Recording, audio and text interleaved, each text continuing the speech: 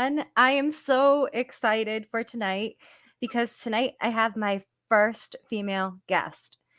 And not only is she intelligent and very worldly and just has so much experience within this industry, she's beautiful too. So I want to get right into this interview because I want to talk about Fiendish and I want to talk about some of her experience, just because she has so much. And let's just bring in Irene Strikowski. Hi! Beautiful! Oh, you're beautiful. I'm Hi! so excited to have you on here. You are my first female guest. I can't think of like anyone better that could have came on in all reality. So I think this is perfect how everything played out. Cool. You caught my eye on Allie's panel just because you're very well spoken and you're so educated, and I feel like you're very worldly, very cultured. Like you have so much experience and you were very intriguing to me. So I reached out to you afterwards and I was like, I have to have her come on just to talk about everything. And Fiendish, it looks amazing. It's right up my alley because it's that fantasy stuff that I love, and we'll look into that later. But you had a very interesting life. Like you grew up in Taiwan. You're like, oh, worldly intelligent. I'm like, I've been tricking everyone. Yes, they believe my guys. But yeah, I did. I grew up in Taiwan. Mm-hmm. What was that like? It's weird because when you talk about your own experience, you don't really know how to compare it to. Like, I know most people I'm talking to grew up in America or even in the West. It's just like in general, growing up in like Europe or America is a different experience. But I am half American, so I would visit America a lot, but I never lived here until I was an adult because I had American family. But I grew up in Taiwan with my mother's side of the family. And I guess I think in general, childhood there was more sheltered, and like I almost feel like more innocent just because, you know, it's like an island culture and it's not like America is this big country, and I feel like kids have to grow up faster here, and like there's a spirit of, well, at least like when I was growing up, I don't know about now, but there's a spirit of you have to be independent and like strike out on your own. I think there's still that there, and that's what attracted me to come here. I really like that approach. And that's not really how people view things in Taiwan. In Taiwan, it's more like it's a safer society, but kids are expected to study and you're expected to work hard, and you don't really have kids like doing crazy things like drugs or like misbehaving. Like everyone is very orderly. Everyone is just like a good student. And that's how I grew up. But it's also at the same time, even though it's like more orderly and a really safe society, and it was more innocent in a way, not completely, because I went to school with some giant assholes, but that's because it was American school, but that's a different story. But there was also like, I feel like society is also more rigid. It's like they expect you to, when you're a student, you study and you don't do anything else. Like I remember I've always been really independent. So I wanted to get a job when I was 14, and my mom like flipped out. She's like, why would you do that? You're not supposed to want to do that. You're a student, you study. And then I wanted, like, you can work. Yeah, she got mad about it. And like, it's just, you're expected to do the thing that like you're supposed to do at every stage in life. And like, I also, my mother is a very talented woman, but I feel like she's been held back by a lot of other things in life and society, and just honestly also by herself in some ways, because she's also an artist. She used to be a sculptor, and she quit doing that to be a housewife. But as I got older, as I became a teenager, I was like, oh, Mom, you don't have to take care of me anymore. So why don't you go back to college? And because she, like, this is how talented she was. She was part of a Buddhist organization, and she taught herself film editing programs, and she was doing like short ads for them and like videos about their lectures and videos about for like they had like it was a Buddhist organization that had like this organic food chain. So she taught herself film editing and she was designing posters. I was like, well, I want to go back to school for art. And then she got mad at me. She's like, that'll be so embarrassing for me. I'll be the only old person at college. How dare you say that? So it's weird. It's like different in some weird ways. So, and like nobody thought what I wanted to do was a viable option for a career at all. Like if you wanted to do art, it was pretty much thought that, well, you could be a fine artist, but why would you, like the point of doing art, like the way people there think is to draw photorealistically. So if you weren't good at that, then why would you do art? And also it wasn't a safe option. And like, I know that's how some people here think as well. It's not like a safe career option, but more so than that, like, especially doing comics, which is, even though we're very saturated by manga and anime, there is no domestic industry.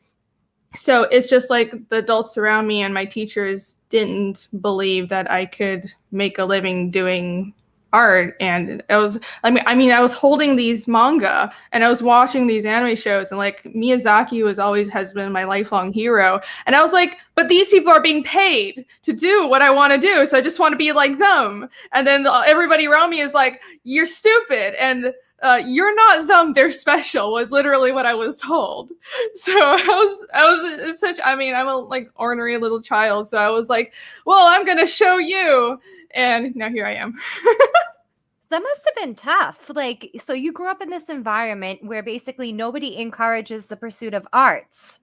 Not really, in an no. aspect. Mm-mm. I can't imagine that, because I work with children. And one of my goals, like the big degree that I want to do is I actually want to do like art therapy groups, but I want to do a different kind of group, more like art therapy in a social aspect, where children that are considered typical and atypical can come together and create. Because I think art is healing, and I think art allows us to speak things that we cannot convey with words. Yeah, that's how I always felt. Because like maybe is this, hold on, let me switch my headphones real quick. I'm sorry. I need my good headphones so I can hear better. It's okay. Pretty soon I'll be chomping on Slim Jims, and then you probably won't want the good headphones on.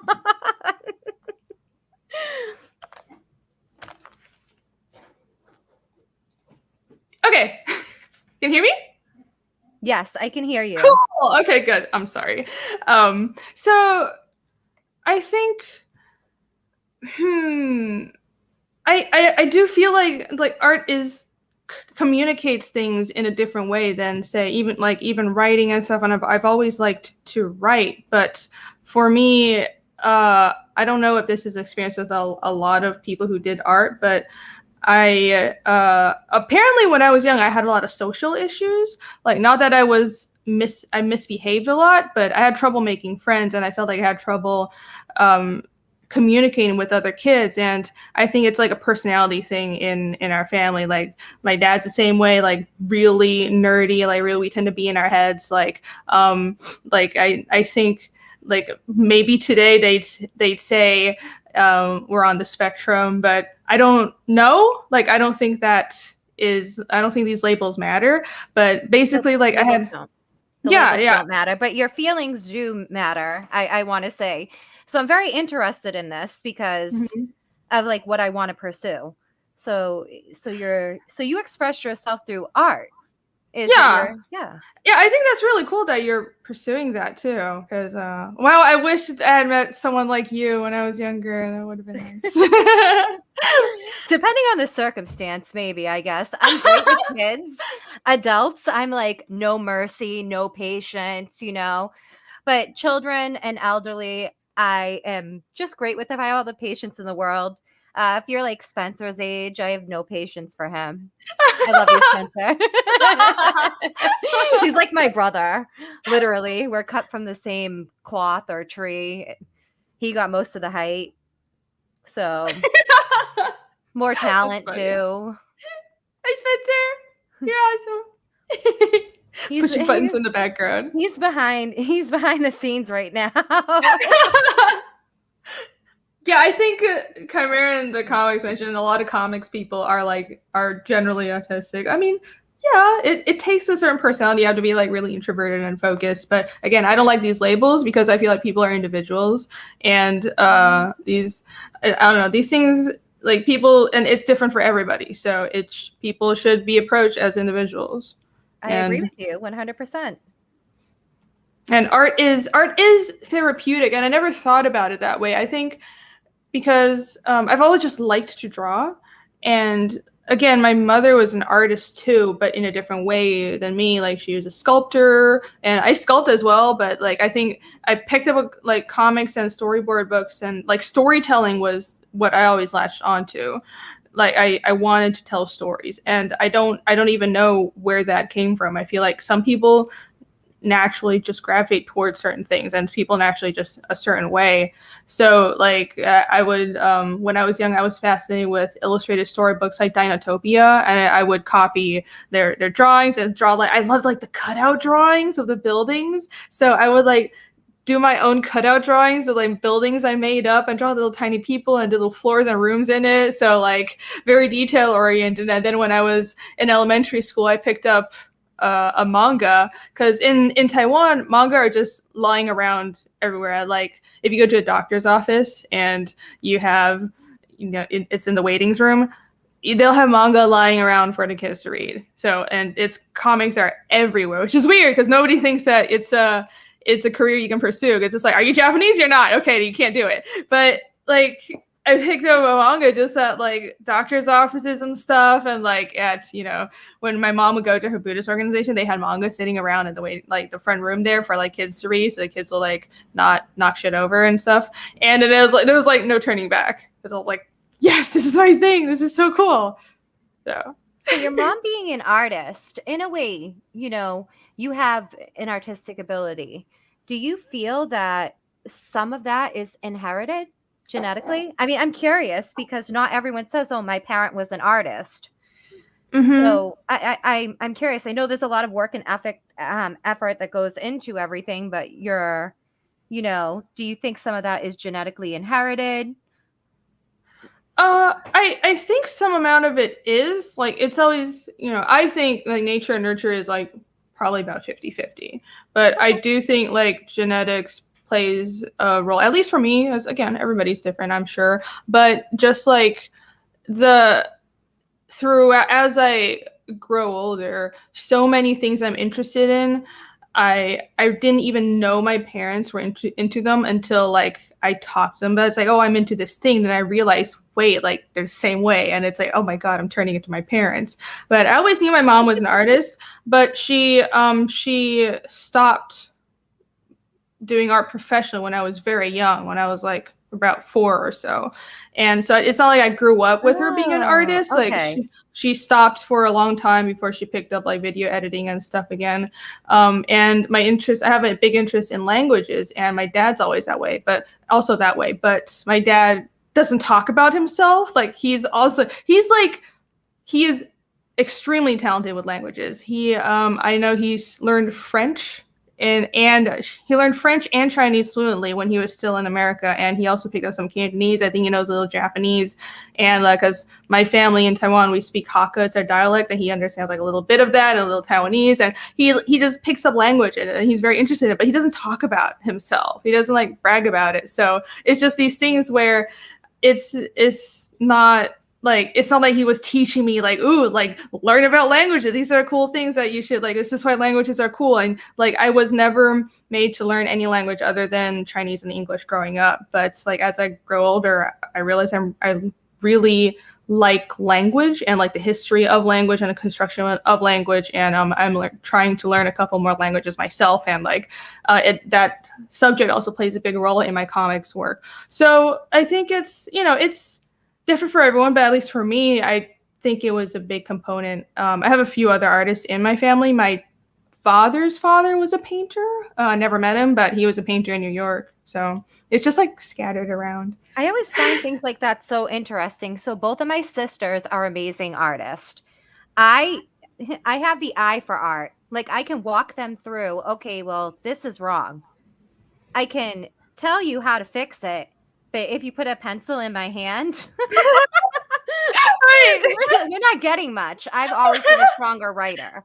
That's always Uh-huh. been my thing. You were someone I probably would have been friends with in school. You would have drawn everything, and I would have been like, "Hey, can I write a little story to go with this?" Like Yay! that's like probably how it would have went because I was always writing. But Mhm. I would like make little sketches. Like if I had my one of my children's because I saved everything. Like I'm one of those people like I saved all my writing. It's downstairs. I literally Oh have like yeah. plastic containers. Like so I was Hey, always same here. writing all these little stories and little books and trying to do drawings, but never. Or if I had a friend Erin, she could draw really well, and I would literally write poetry to her drawings. And I, you know, you were someone I would have been friends with in school just because I I was would have been always friends with amazed by you. that, you know. And Cool. speaking of languages, so you I have a question for you. Uh-huh. So have you ever considered like creating your own languages and like going like Tolkien route or like the George? I I have a language. And it's is it in Fiendish? Yeah. Okay, that's what I want you to talk a little bit about it. So, like, what was the process of creating a language like? Like, what was that like for you? I don't think I had a starting point, and I didn't set out like I'm gonna create a language and I'm gonna plan this out because again, I'm not like a professional, linguist at all. I just have an interest in it and I read stuff and I follow a lot of linguistics professors on there's like linguists. There's so much stuff you can learn on YouTube, I swear. It's like psychology, like so many professors and like scholars, they just do YouTube videos and then put it online. So I follow a bunch of linguists and a bunch of psychologists, and then like the stuff you can learn on the internet, it's amazing. I thought about doing some language accreditation. I was like, I'm not paying that kind of money, but anyhow, it's honestly, I think I just like I wanted to make the language because my goal was to make my comic as immersive as possible. And to me, it was almost like part of it was for myself, but my philosophy is if the story is real to me and if I love these characters and their voices speak to me, then that would be the same for my readers. Like if it's immersive to me when I'm writing, I feel like I'm in that world. That's like that would be how my readers feel. Because if I'm like my readers can only be as invested as I am. So that was my approach to doing all these things. And people think I'm crazy for like making a language, No, but you're to me, not. I'm just thank you, I thank think it's you, genius. thank you. I think it's genius. Okay. I just like started making up words, but there's nothing genius to it. It just took a lot of time, but to I'm me, gonna learn like, it. We can talk in code. yay! Okay, we're best friends now. But yeah, it's I realized that I wanted to put language as like a subtext in my story, like because it's an entire fantasy world that's departed from our world. So first of all, I know that I had to show writing because part of the story is about characters looking at old records and looking at like old scrolls and stuff. And I was like, well, that would be dumb if it's a fantasy world and the writing was in English. And I didn't want to do just like scrolls and stuff because I always knew. So my magic system it has to do with like symbols. Like I call it rune casting. So it's like you draw a symbol and that does an effect. And I was like, well, I want the symbols to mean something because I'm all about hard magic systems and like I because I wanted the writing to actually like be in the runes sometimes it had to make sense, so I started like playing around with symbols like what would work the best for all like the different elements and different effects, and then like so it just kind of naturally happened. Like I needed a writing system that made sense, and I also like so I started making up the words and stuff. And so my constructed language is Nanarsa, and essentially it started out as kind of a fantasy version of Old Norse with different syntax. So I took I didn't like take direct words from Old Norse. yeah, I didn't want to just be like, well, I'm just like ripping off an existing language, but I made like, it was about the sounds that I put in there, but slowly I started to add in more Old Slavic, and then it was really cool because after I was working on it for like almost 2 years, like just on and off, like adding words and stuff, I revamped it a few times, and it soon started to take on a life of its own. So if you read it now, I think you'd be able to like see the influences of like some Slavic sounds, some Nordic sounds, but there are like the words have their own sound, like because like you know how when you think of a language, you think of like how words end and like the general sounds of that language. It Nanarsa started to have its own life, and like I started to like in my head I could hear it, and then I started like revamp words, and it's like, oh, this word sounds like an Nanarsa word, but this doesn't. I need to change it. So it took about like 2 years of just on and off work, and it eventually just took on a life of its own. So, and I'm still working on it. But it's in my comic. It's in chapter 1, and it's going to be in every chapter, and I'll slowly be teaching people. I love it. I love it. I want to learn. Then we can talk to each other in it. We can have like, it'll be like, I want to learn it first. That way I can master it as much as I can. So I can just make little side comments. I'm the only one that understands. Yeah, that'll be awesome. Everyone else will think I'm like going crazy and everything, you know, kind of like I wanted to learn Elvish, and I did try to learn some of it, but I never really had many people to like speak it to, except for like a couple people, and it would be really fun. You know, I had a coworker at the comic shop that knew some of it, just to like say a couple things like to each other and have a laugh.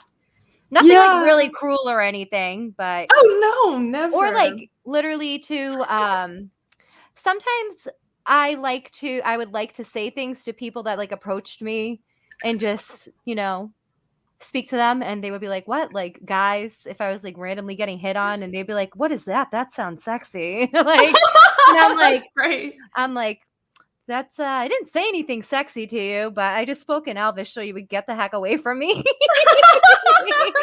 You should learn some words in Klingon. So I'm sure that'll just start learn like a long sentence, and it'll just sound really aggressive. I'm sure that'll scare them off. I should do that. It's a good idea. I probably could do it with like Dothraki or something. Oh yeah, that would work too. I'll figure that out, you know. That's cool. You know what? Your idea of like the rune casting, and have you ever played Elder Scrolls or Skyrim? Are you a gamer at all? Not really. I'm not a big gamer. All right. Get a PlayStation. I'm a PlayStation gamer. Yes, I'm very biased. No. Everyone on here. Or you can play on PC. You know, I'm all for PC. You can PC game too, but yeah, I play some PC games. I'm not a huge gamer, so just get Skyrim. I feel that you will love it, from the puzzles that are in it to like the type of magic. I feel that you will be inspired. It will inspire you. Like, cool. From what you're talking about, I mean, I encourage everyone to play Skyrim. I'm such a huge Skyrim nerd. That's awesome. It's been so long since I've heard anyone mention that, but it's funny because they're like redoing it, I guess. Like, oh, cool. It again. Okay. Yeah, I feel like it's something I would like, but I just never owned a console. But the funny thing is, like, when I had still lived with roommates, everybody I lived with was a giant gamer, so I would like watch people play it. I would play on like other people's consoles, but I never like really did my own games or whatever. But so I've seen people play it, and I do think it would totally be down my alley. So I think you would be inspired by some of it, definitely, from just the things that you're telling me. So when you mentioned, you know, so you were first exposed to manga first, what was the first manga you were exposed to? Like, what was the first one you read? I'm not totally sure, but I think it might have been Case Closed. Case Closed. And that was the first one that made an impact on me anyways. It probably was just like stuff scattered around, you know, again, like waiting rooms and stuff. But I before that, I actually my dad would bring home, because I went to American school, so they had this like order books from America for the kids thing, and okay. we would get time for kids. So I actually read stuff like the Carmen Sandiego comic strips and like some Smurfs. Oh, my mom would get me they somehow, my parents found Smurfs in Chinese, and so I read some like those comic strips like when I was really young, and so that was like before I read any manga. But I think the first manga I read was Case Closed, and like I got super obsessed with that because I really like, maybe it's because I came into contact with that I like mysteries so much, but I think like or maybe it's just like I naturally gravitate towards that kind of story, and so I latched onto that. But yeah, it's like murder mystery stuff for kids, but it doesn't read like, it doesn't treat you like you're stupid, and it's like a murder mystery shonen. So I was like super obsessed with that. I read it all through elementary school and middle school. So and after that it's like at first it was just Case Closed and another manga called, what, I don't know the English name. I think it was like Natsuko no Sake or something. I'm just translating the Chinese name to Japanese. But just like random stuff scattered around, and of course like Naruto, because that was getting popular, and Dragon Ball. I didn't like Sailor Moon. But after I was free, like I had more freedom and I started going to school on my own, back then in like the early 2000s, we had manga bookstores. Not so much anymore because everything is digital. It's really weird. In Asia, like comics are very digital now. But back then there were manga bookstores, which are these little shops that are just like full, like the shelves are full of manga, and you can either rent a book to read it there for like 5 NT really cheap, or you can like pay 10 NT and take it home with you for a week. So, and I was between my house and my school, there were like 4 or 5 of these shops, and one of them opened right across the street from my house. So that was like the downward spiral, and I would tell my parents I was going to the library to study, but I would just be at these shops reading manga and drawing. So that's I'm starting to understand why my teachers hated me, but they probably had a good reason. But anyways. I can't ever see like any place in America like that would let you buy or like read the book for a couple hours for a few for a few dollars. Like literally at a public library, the only way that you're buying a book is if you didn't like return it. You damaged it. There's not like, when I think of the comic shop owners that I know, like they wouldn't buy that book if you're gonna try reading it up in here. They might make good money if they started copying that model, man. They'd be like, there's a library card for that.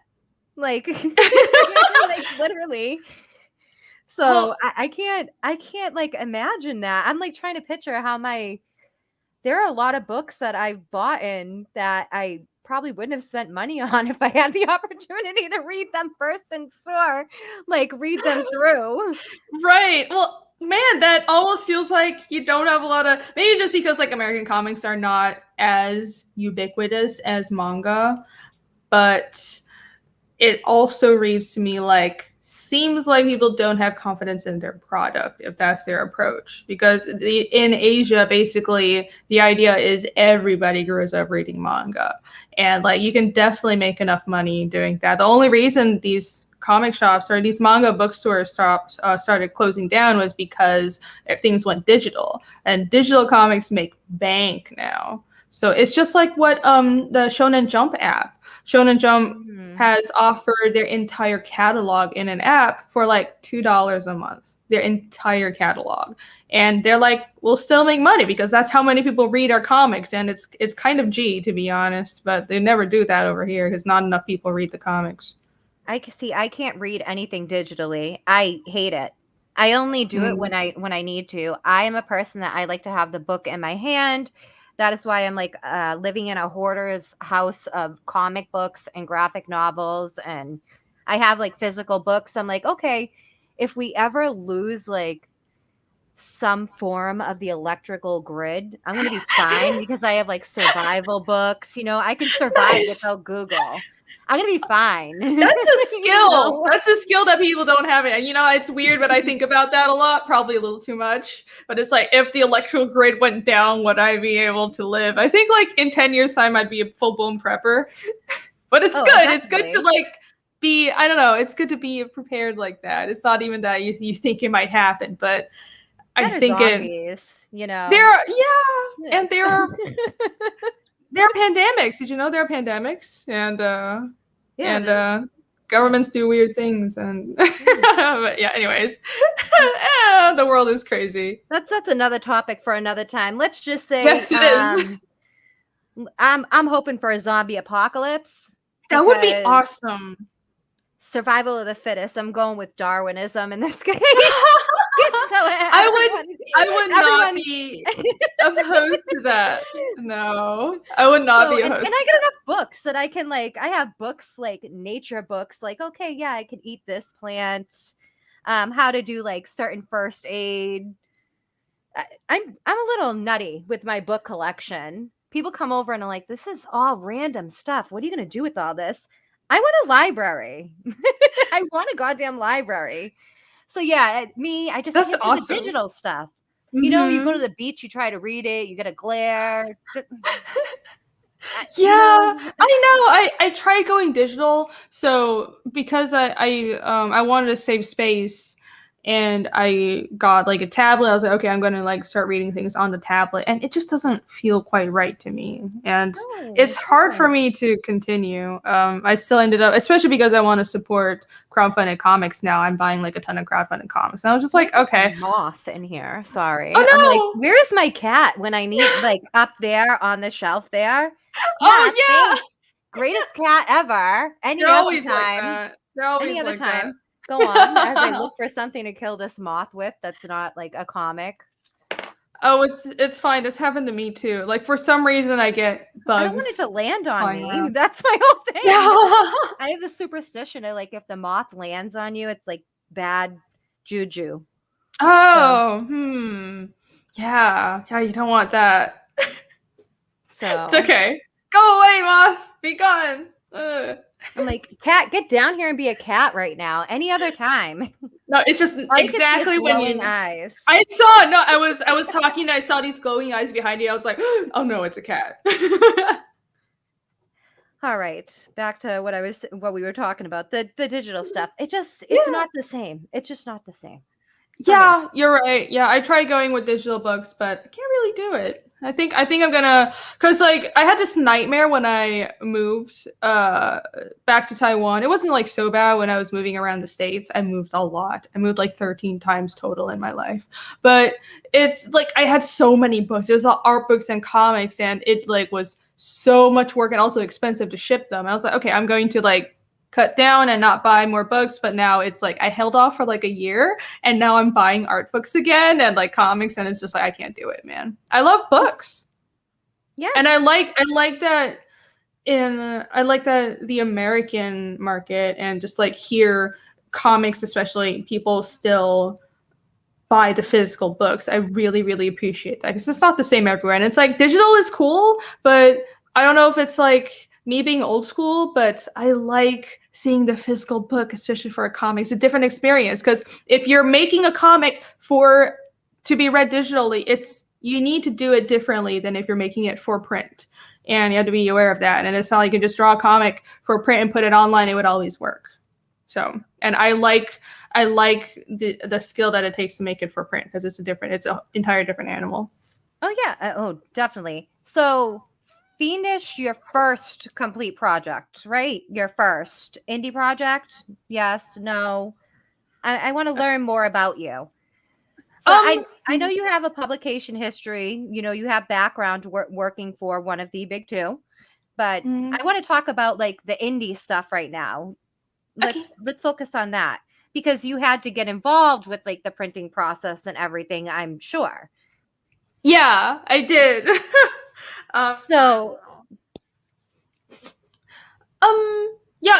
Fiendish it's not my first indie project actually. I did like. What was your first one?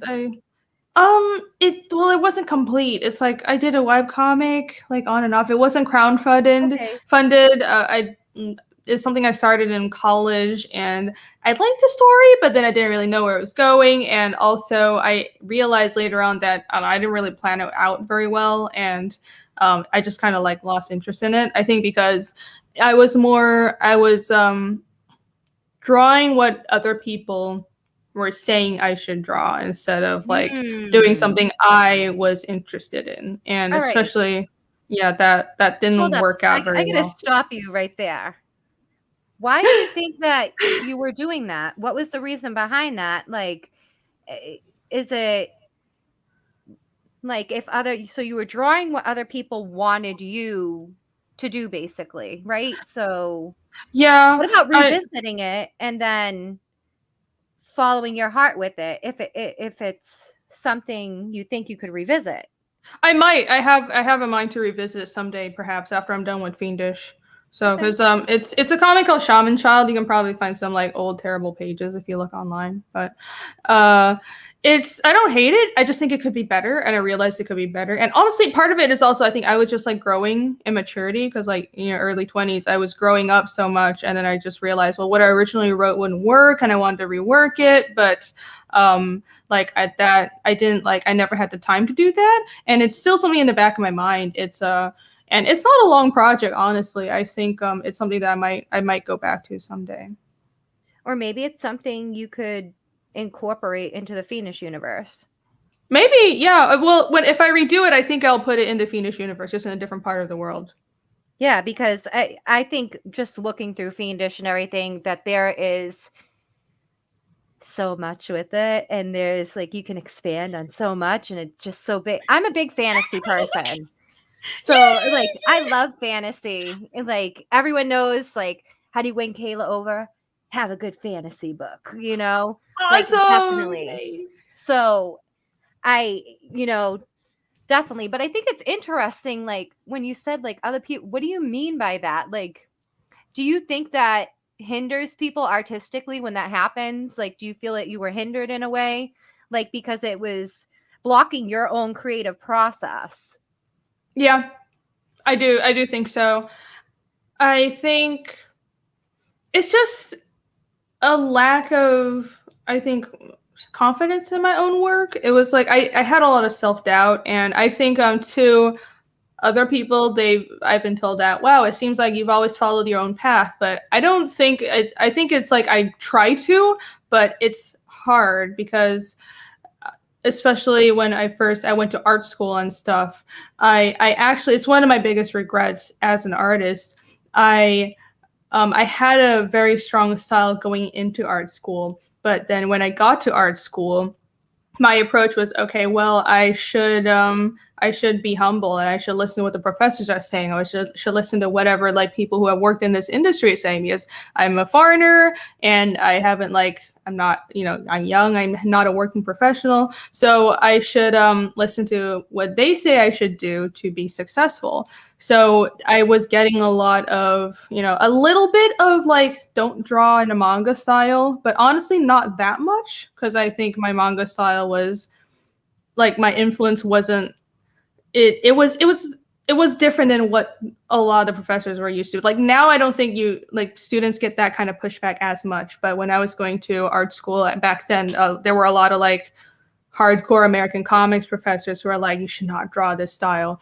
But I think because I lean more towards seinen manga, it wasn't as bad for me. But at the same time, it was kind of weird. Like I had professors tell me I had to be a style chameleon, because it's like, okay, it's really cynical approach, and like this is like the worst advice ever. Like, and maybe it works for some people, but it doesn't work for me, because like I think I always want my style to come through. I want to be drawing something that I'm invested in. And like I think in the back of my mind I've always had a strong style, and I had to suppress that. And it's because I was listening to these professors' advice that you have to be a style chameleon, you have to just be a mercenary, you have to like do whatever it takes to make money. And that's what I did for years. Like I went into animation right after college, and it was also like practically speaking, I needed work. I needed to pay rent. So I was working animation, but it was like shitty animation job. You're like straight out of college. Nobody respects you. Nobody cares what you actually think.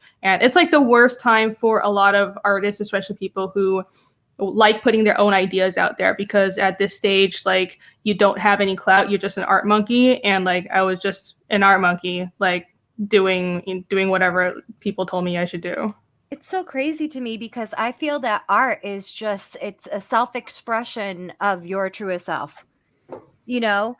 So I can't imagine, like, I can, like, it's one thing to give advice or have someone like help correct you if you are open to it, but for someone try to alter the style that is what you're desiring to do is insane to me. I don't know if that makes any sense to you, but it's just like completely insane to me. I Yeah. mean, I think it's great that to learn different artistic skills and to be versatile, but I Yeah. also think it's important that each artist has a style that, you know, you want to be able to look at the artwork and say, oh, this person did this, you know, if that makes sense. It's like Right. Art Adams. I can look at I love Art Adams, right? I can look at any of his stuff, no matter what he does, and I can say, that's Art Adams. Doesn't matter what it is. You know, he has a particular style. People could do the same with say Alex Ross. You know what an Alex Ross piece is. Mm-hmm. Do you get what I'm saying? So it's very Oh interesting yeah. for me to hear that. Yeah, it was really weird. And I just, now I look back and I think it was such a cynical approach for, like, it was just one or two professors, but it was such a cynical approach for them to take, because Yeah, I it agree wasn't, with you. it was like they already don't, like, everybody knows that the most successful artists, like, their work can be recognized on site. It's like they Yeah. have a strong style, and it's like, bam, this is this artist's work, and it's worth more because of that. It's because their style shows through.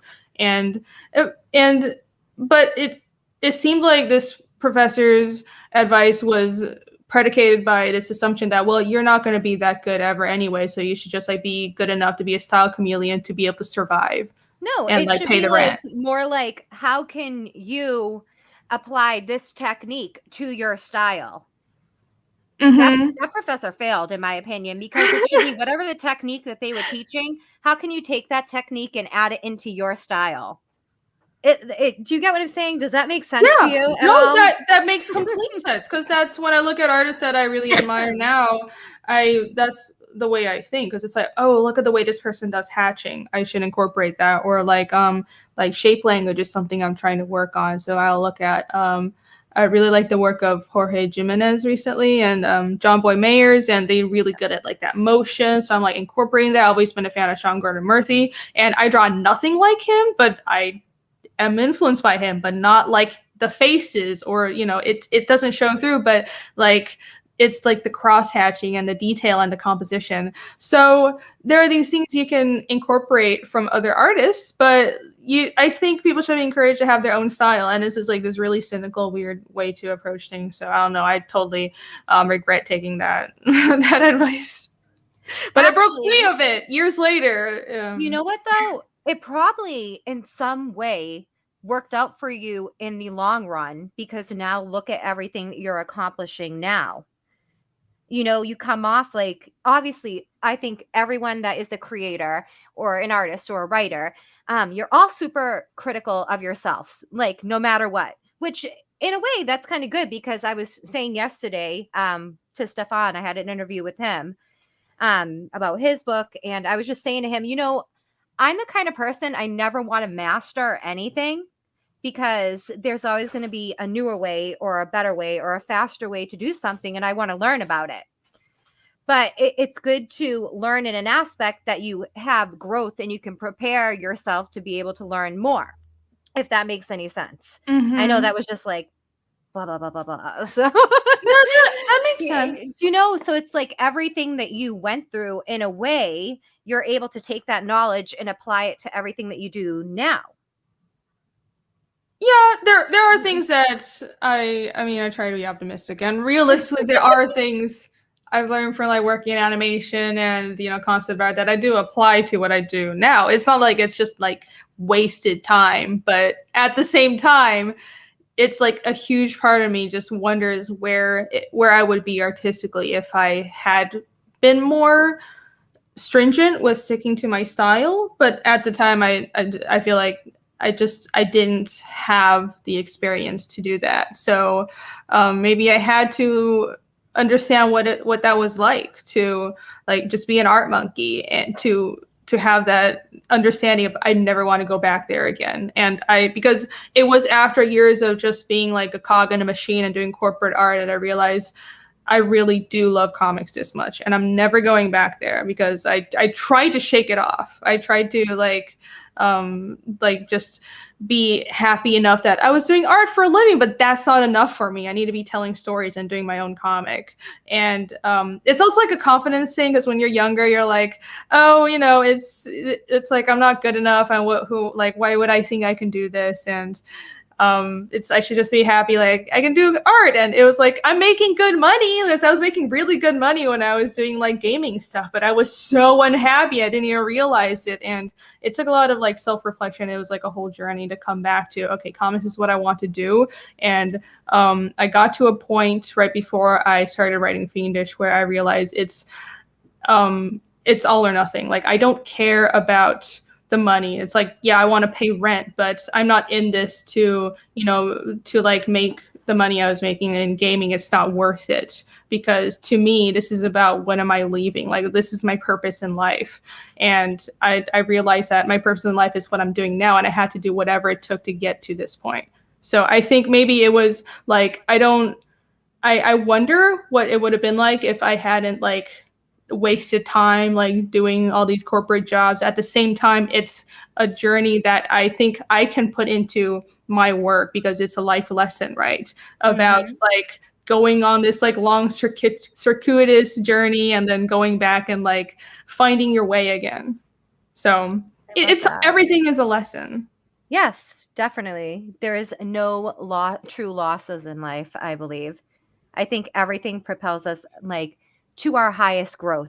You know, we never truly lose in life because we learn. Now, if you don't learn and you continue to make the same mistake, then you might have some kind of loss. That's true. I'm not going to lie to you, but that's true. That's true. As long as you're learning. Advice? What about the best advice you ever received? Like when you started doing comics or when you went to go do your first, like when you went to go do Fiendish. I almost said Friendish. Oh no! It was a Friendish. That's a meme that has been catching on. No, people are gonna think that's the title. Okay. I'm like, someone had to give you like some kind of advice or words of encouragement that, you know, or if not, what is advice that you would give to someone that's starting out? We can flip it, you know? It sounds depressing, but I don't think I've had professors who were good professors, but I don't recall a lot of like super amazing advice from like my professors. I think the teachers that I'm like thoroughly grateful for now aren't my art school teachers. They were like my literature teachers in high school, honestly, because it was like the only subject I was interested in because school sucks so much because the education system was just like memorize and repeat. And that was the most boring thing to me. But I had a couple of English teachers, especially one guy who was like, okay, we're going to delve into the meaning behind the story. And we're going like, I want you to learn to write stories. I want you to understand like the motifs and the themes behind the books we're reading. And I was like, this is my shit, man. Yeah. So I was like, and it was like, finally a teacher and then treat us like we were just stupid and it's like just memorize this and repeat it because that's how the education system is there. And I think it's like that in a lot of places. Yeah, it's not that I haven't had good teachers. I don't think there's like advice that jumps out to me particularly. What about outside of your education? Like outside of the educational background? Like anybody in particular that say you brought them the idea and they were like, yeah, go for this. Like, you know, if not, what advice would you give to someone that was starting out and that wanted to pursue comics? What advice Well, would if you have for someone? I would say find find someone that can give you honest feedback. I think that's important.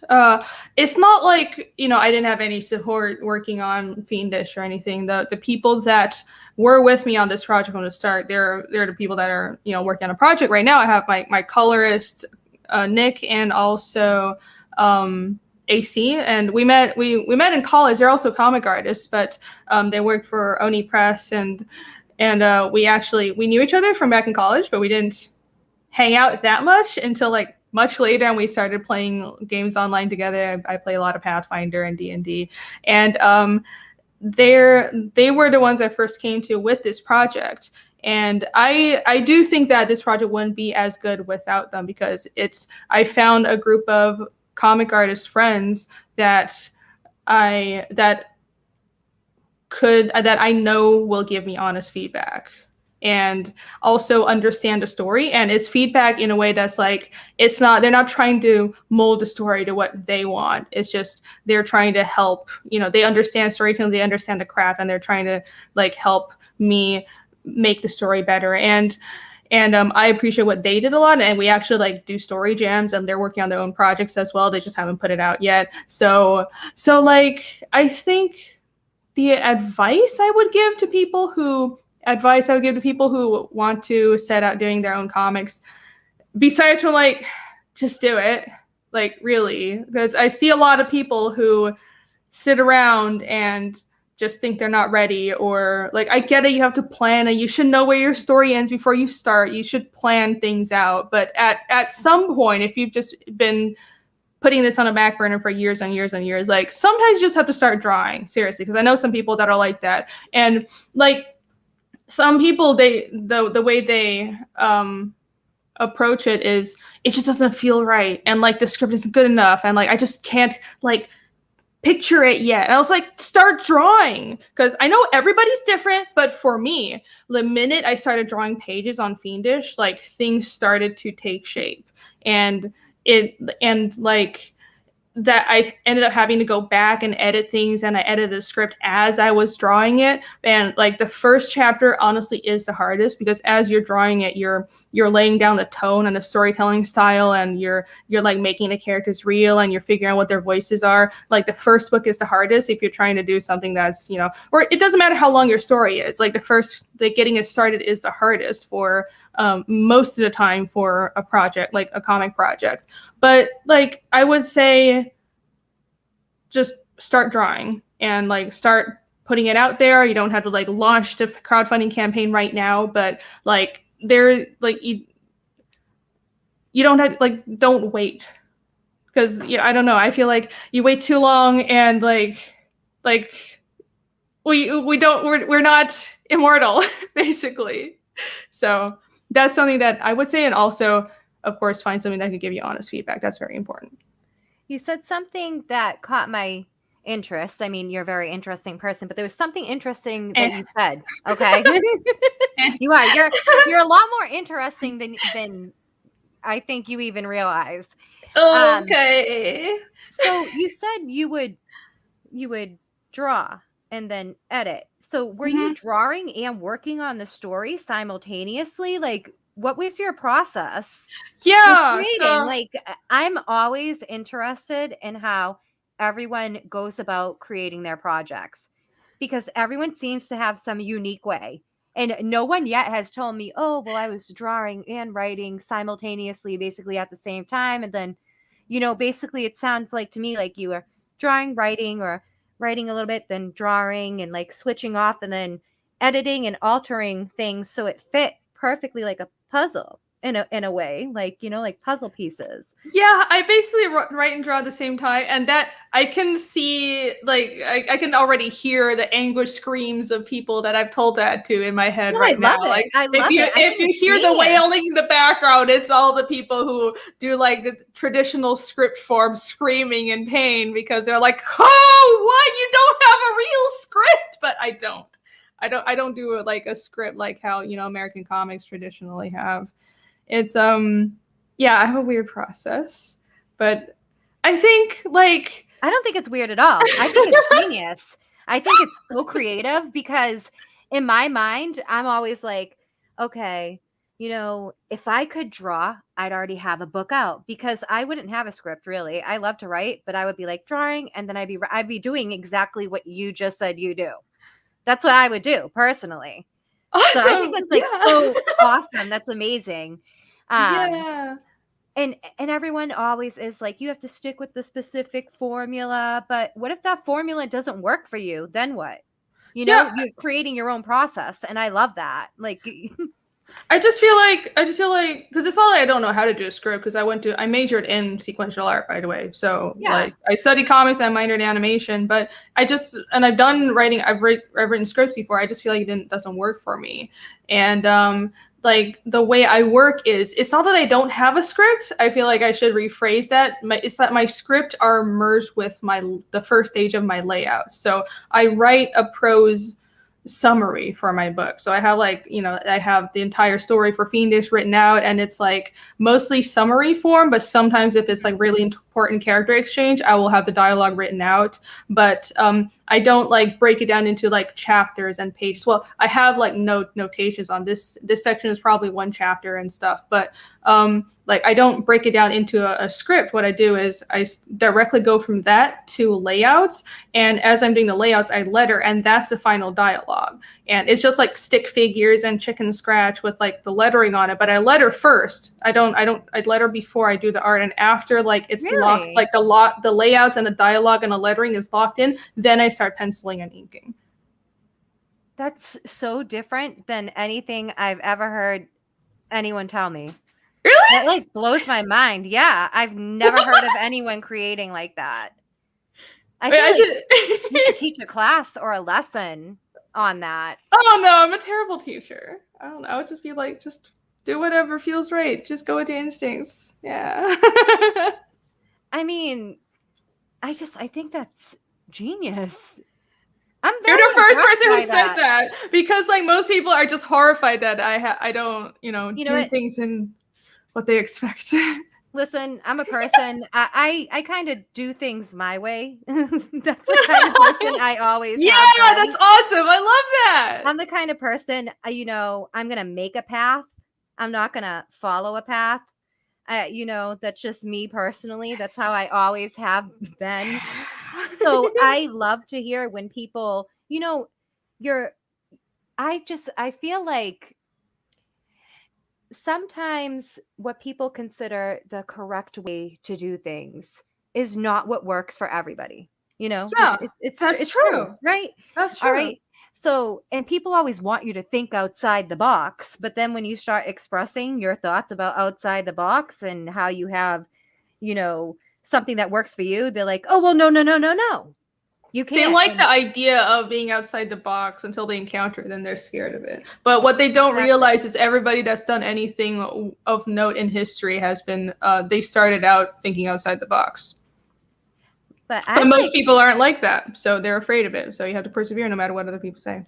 Yeah, exactly. That is very true. All right, we're going to look at Fiendish. I had to take myself off a camera for 1 second.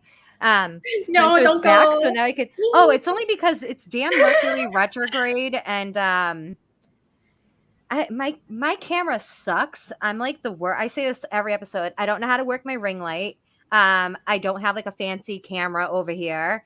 And my internet like sucks every time I go to play someone's videos. I start sounding like a robot and everything. Oh, it's just, I don't want to shut down basically. But I know you have a video on your Indiegogo, I believe. Yeah, I do. Yeah. Give me a second. Let me pull it up. Let me share audio.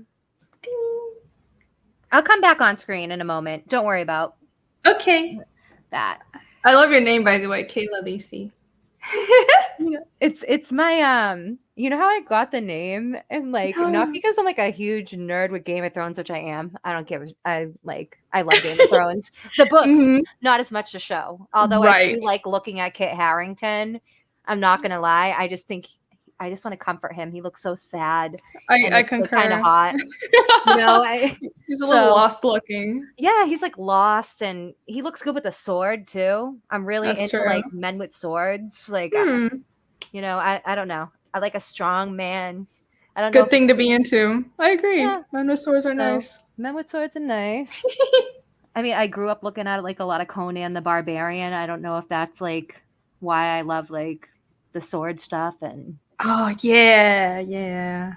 stuff. So yeah, I am a huge fan of the Song of Ice and Fire books, but not really anymore because it's never going to finish, and I have words about that. But I can't. Yeah. Oh my god. And he was like, I will finish them when I finish them, and you will buy it. And I was like, you are an asshole, George R. R. Martin, but I will fucking buy it. I will buy it. I mean, I just hope he finishes them. I don't want to go on about it. But like, he's writing prequels. Finish the damn series. It's been gone for so many years. He's working on like so many other things, so not even just the prequels. He's working on like other projects. I was like, come on. I know like sometimes you're not just inspired, but like I don't know. Better job than what HBO did. Jesus Christ. Yeah. I don't know. I understand that. Yeah, maybe you need a break, but literally, it's been like 11 years or something. Like, I think it's been like 12. To be honest. Come on! Goddamn, like the whole Targaryen history, and that book is freaking huge. Okay, he did the Duncan and Egg story and everything. I'm like, I have time to do all this. I love those stories, but like, it's been 12 years. Maybe you can finish the books. Finish Winds of Winter, and then I want Songs of Summer, okay? And then that's it. Just at least finish Winds of Winter. And don't overwrite. Just do 2 more books. It's not hard, George. Oh, it's really not. Spencer is always like, Kayla, keep dreaming. He's playing with his train sets. Oh no. Johnny Cage, no! Berserk flashbacks are coming. No! That's what I'm scared of, man! Oh no. Why? All right. Let's play this trailer. Cool. Yeah, let's do that. All right. Let me make it large. Ding.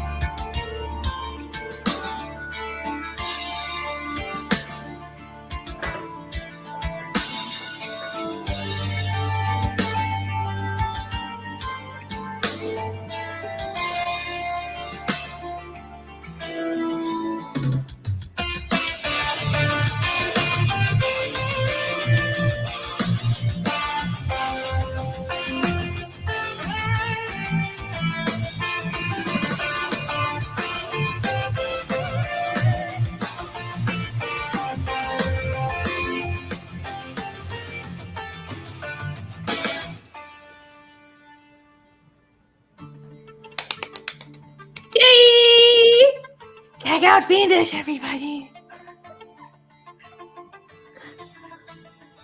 It's amazing how much you did for this project. Like, it's so impressive to me. I basically was going to do everything myself, and I did until the point where I realized that was going to be crazy and I should stop, and I absolutely needed help. But I tried to do everything myself. I love there's like a lot of different historical cultural references, I feel like, that you were able to combine within the story. And I love that. Yeah. That's cool. I haven't heard anyone point that out. Because I don't know how much it shows. It's just like chapter It shows even with the like how you chose to style your characters. Even from like the detail of what they're wearing, the weapons that they're holding. Mm-hmm. To me, at least, I don't know if it's just me because that's how my brain works. No, there is a lot of these details in there, and I think a lot of people see this and like I got a lot of comments where just another Viking story. I was like, No, no, it's definitely deeper than no, that. it's Definitely not. much more than that, and like it's a whole lot more. And I'm just like, well, I just have to keep on drawing it, and like show don't tell, and there's a whole lot more to this world. So as they read, they'll realize that it's its own world, and like there is a lot of Scandinavian influence because I just really love that mythology. But if you read the Pantheon, like I have my website's like a crazy land. I have like the Pantheon up there, a bunch of world building stuff. But the Pantheon is honestly kind of a mix between the old Slavic Pantheon, like and the Nordic Pantheon, and like with some of my own ideas thrown in, and like a little bit of like I throw in. It's kind of like in the background, but there's actually a lot of stuff from Asian culture in there, and I don't think like it's really upfront because like stylistically, at least like for the part of the world where the story starts, it seems like it's very European, but it's not entirely. I have like small bits of like it's other stuff sprinkled in, just like I was talking about the language. The syntax for my language is Chinese syntax, and the writing system is it's a mirror of Japanese writing. But these things, it's not like something up front because it's like the characters look like runic characters and the sounds sound like a European language. But there's more layers to things, and I try to. I know I feel like I have a bit of a unique. I guess I would say advantage, but just being international and stuff. And I'm not super interested in drawing something that's like, and I like the aesthetics of like, I love like, especially like ancient ancient European stuff. But I want to put my experiences from growing up in Asia into my work, but I do it in a more subtle way. And I'm hoping that it shows through in the background and that helps set the work apart in a way that's more subconscious. Kitty! Oh my god! Hello! This is Monet. Hi, Monet! I named her after Claude Monet just because she's a calico. I don't know what she's doing right now. She's wants to be on my lap, doesn't want to be on my lap. I don't know. The cats are always like that, though. She usually kind of knows what she wants to do. Right now, she just doesn't know. She hunted the moth down. She took it down. Great. She's a good hunter. Good kitty. But now she's just, I don't know what. She likes to infiltrate my classes in school. I know that much. I don't want her jumping on the laptop and like exiting out the I'll hold down the fort if that happens. Let's get back to this though. All right, the story summary. I can read the summary you have written on your page, or you can summarize the story in your words. Sure. Written on the page. Sure. What do you prefer? Well, the story it's basically about a group of young men and women on a journey of vengeance against otherworldly monsters. And my main character, Casimir, and when he was very young, when he was a boy, essentially his hometown was attacked and destroyed by these mysterious demons. And even though it's a fantasy world and there are like magical creatures and whatever, these aren't like demon attacks aren't an everyday thing. It's not like Demon Slayer where they're just everywhere. Like nobody knows where these creatures came from. So if you see like those tentacle Cthulhu-ish creatures that I have, on the campaign page, like they're very mysterious. Nobody knows what their deal is, and they attacked his hometown, and then no one has seen them again. So he kind of was, as far as he knows, the only survivor, and he ran away and he grew up somewhere far away. And he kind of has the story of what happened, but like kind of nobody believes him. But also it's like people know this little town far away in the mountains was just destroyed and no one knows what happened. So it's this big mystery that just stays untouched for years and years. And he grows up somewhere else until one day one of these creatures, one of these monsters, shows up again in the woods and kills a man there. And he tracks it down and fights the monster in chapter 1. And then he realizes that, okay, he doesn't know what happened all those years ago. And he doesn't know why these creatures are showing up again now after all this time. But he can't run away anymore. He has to go back to either go back to his hometown or at least go on a journey to figure out the truth.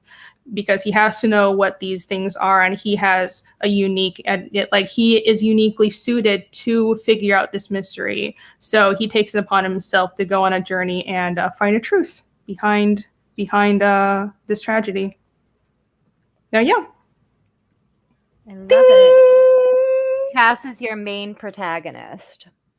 Within the story. And I have like a bit of a weird structure. So I have 4 protagonists, and I introduced them very early. So I was only going to introduce 3 in chapter 1, but then one of the campaign goals was to add 4 extra story pages. So I ended up introducing all 4 of them in chapter 1, but they don't all meet each other until chapter 2.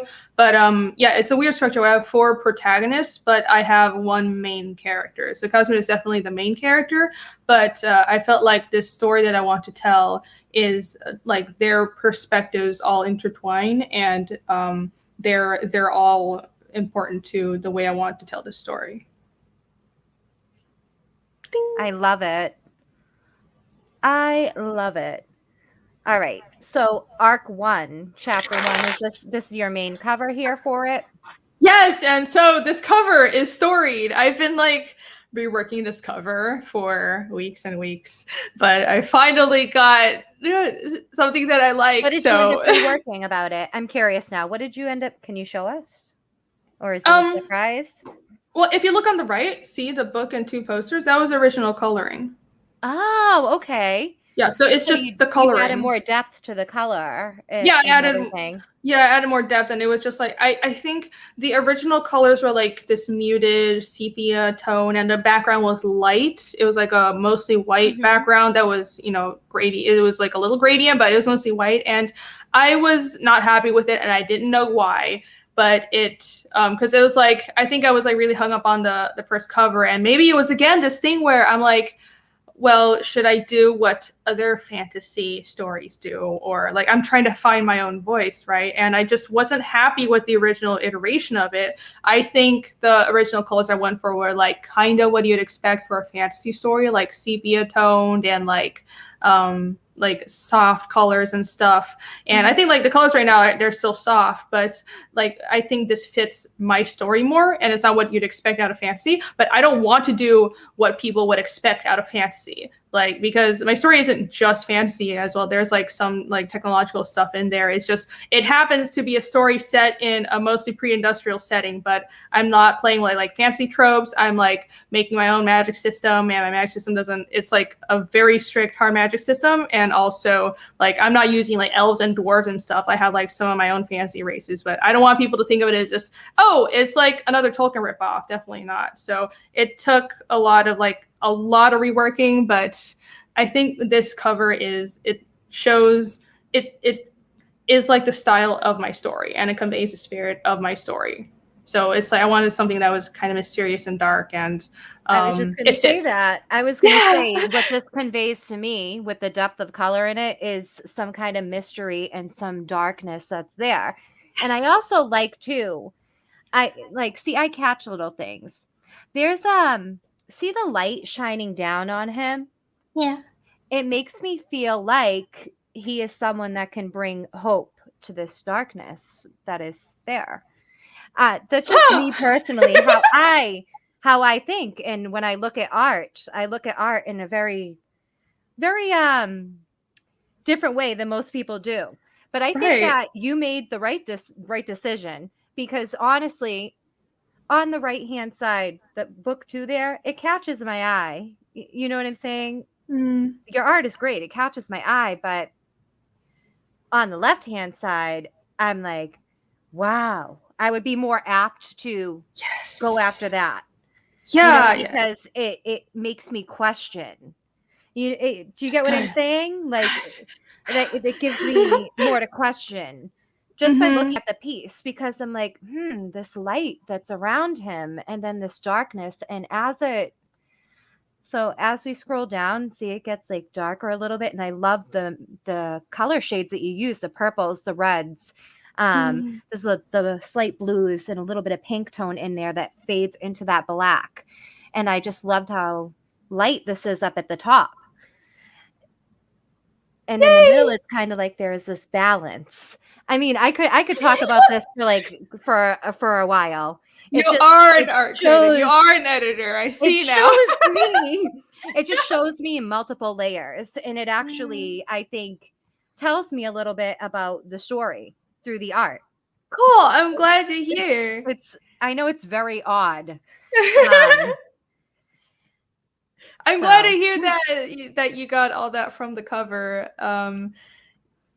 Yeah, I don't. It's like I'm such an odd bird. Like, no, but I love it because I think that sometimes with artists, a lot of what we do is instinctual. It's just like, oh, this feels right or this looks right, and we don't really know why. Sometimes it helps to like think about it, but not always. Like, I don't always know why I do the things I do. It's just like, oh, this feels right. Like when I'm design this style for the story and the monsters, like I don't really know why I do all the things I do. I just know that I just sketch out designs until something works.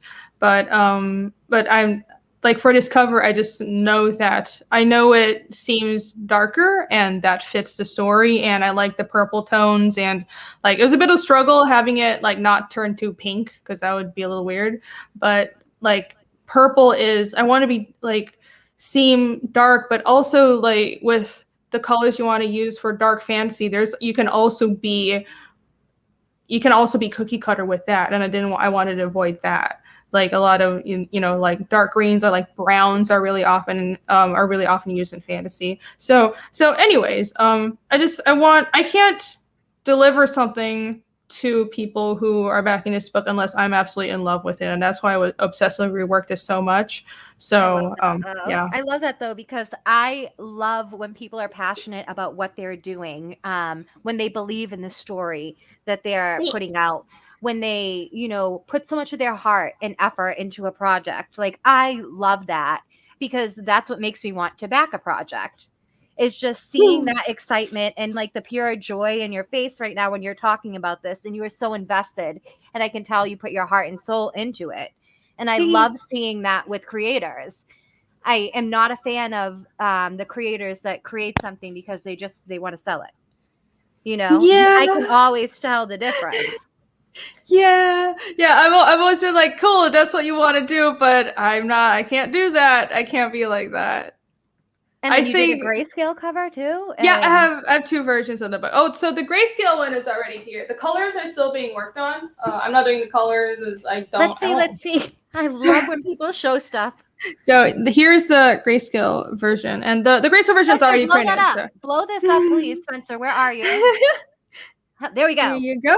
And I don't know how well. Here's the back. The whole thing is grayscale. So essential. Honestly, I think this is something I'm only going to do for chapter 1. But the book was originally going to be in grayscale. I wasn't going to do color at all. It was because like I wasn't expecting to make any money on this campaign. It's really weird, but. I just wasn't expecting to. I was like, I think you're crazy. I think fantasy right now, and I was saying this yesterday, fantasy right now needs. All right, I am sad because a lot of fantasy is not what it's not. I don't know how to explain it, but we need more fantasy. We need more dark fantasy. We need more science fiction fantasy. We need it because people need to be able to escape. And when I was a kid, I had all of this great, like I grew up reading Chronicles of Narnia and Wizard of Oz and, the Hobbit series. Mm-hmm. I grew up reading all these amazing fantasy novels and like reading Robert E. Howard's the Conan stuff. And just like, we need more fantasy. We need more escapism. And it's not an easy genre to do. It's just not.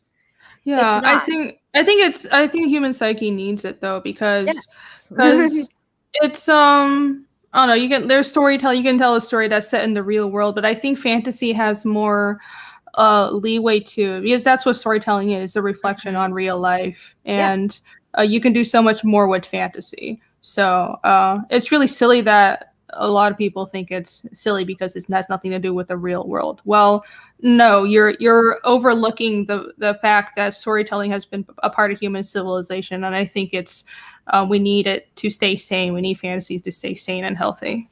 Yes, we do. Yes, we do. So the cover that you used, right? I mean, the cover that you were just holding, right? The texture of it. What's the texture of it like? Is it glossy? Is it? I'm curious. Like, what did you do for your interior pages and the outside? Did you do like a matte? Did you do like a gloss? Yeah, it's matte. I really like the look of matte but with spot UV. So Okay, this I saw a little area, shine. That's yeah. why I So was like, it's hard to show it unless you're in person. But so all the white parts and this is the title in the Narsa Urgasij. That's the word in the Narsa, and then also this publisher logo at the top is also spot UV. But the rest is all matte, and I think just like a matte look. I try to theme everything around how the story feels as well. So and that's also why I have these like diamond shape. The diamond motif is everywhere in the story, and it ties into rune casting. You'll see it when you read the story. oh, But I love it. and like, but the interiors I went with like satin. I didn't want to do gloss, but I Ooh. was worried about the especially the colors and the shades not showing up well on matte, because that tends to mute colors a little too much sometimes. So I went with satin. So, and the color version will be the same like structure. So different images, but yeah, all matte with spot UV, and the pages will be satin. Oh my God, your page, like the pages that you used, like that's like someone like me that loves like book textures. It's like our fantasy, like nice pages Oh my God, like it's this. really important though. It's really important. So yeah, I don't know. I think it's more important than you think, because it's one of those, it's like lettering, and it's like coloring and lettering where when it's done right, you don't notice it, but you're just happy with what you're reading. So that's why you should think about these small details like this, because it's not a small detail. It's in the background. It frames everything. We're gonna go through this and then we'll go through what you like, your perks on the side and everything. Okay. So let's look at your interior art. Hey. Oh, I've been updating it with some of the colors as well. So again, originally this book was going to be all grayscale, and I wasn't expecting anybody to back it. But did you do a grayscale? Did you do a grayscale? You did do a grayscale edition too, right? Yes? Yeah. This is grayscale. That is right. I was like, I thought that one was grayscale. That whole entire one. Oh, okay. Yep. I got confused for a second. I was like, wait. Yep. So you have both options. Yeah, I had two options. So you see that there's this page in grayscale, so you can buy both. So the smoke tier is the grayscale tier, but you can also get the grayscale book as an add-on to the color book. All right. No, I'm interested. I like so I know it's very odd.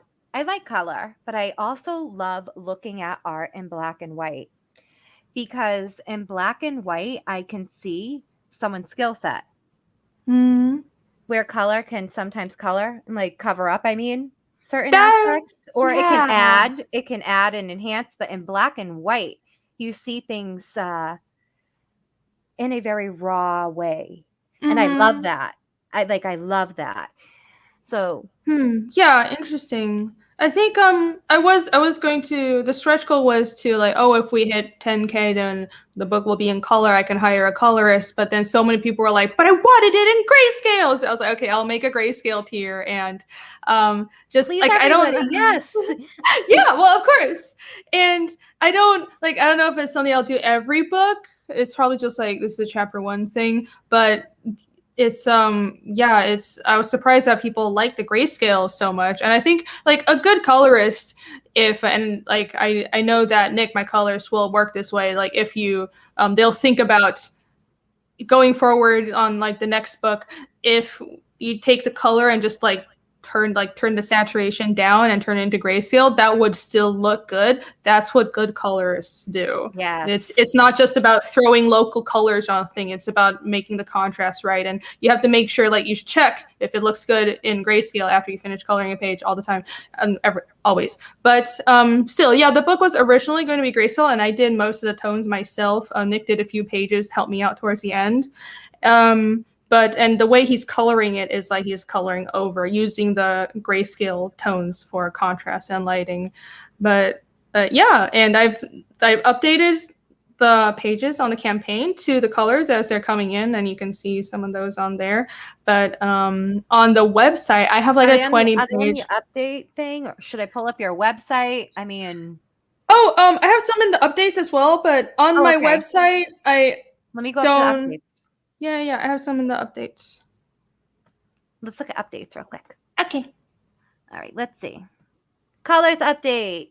You're doing postcards for all backers too, so anyone that hasn't backed the color book, so you're doing a postcard extra for all you guys. And yeah, for only the color books, but because the colors were running late, as again, we weren't expecting to do the book in colors, so I'm going to make it up for everyone by doing a world map postcard. People really like the world map, so that's. I do. I'm a world map person. I'm big on world maps. I have like books of like fantasy world maps. I'm so on. Yes, maps are awesome. I just like stream, I'll pull out my Game of Thrones maps and show you. I have yeah, you can nerd out with me. Spencer's like, I'm not hanging out afterwards. Awesome, let's go. He's like, I'm not gonna stay afterwards for her to pull out her Game of Thrones maps again. No, let's look. I love those maps. That's like after the stream though. Okay. I will definitely like. They're huge too. You're gonna lose your mind. Cool. So these are the updated colors here. Yeah, these are the colors, and I'm not gonna post too many more of them because I don't want to like post too. Yeah, surprise, right? It's like okay, like most of art style. It's thank you. It's you created so it's manga style, but it's not in an aspect. It's your own.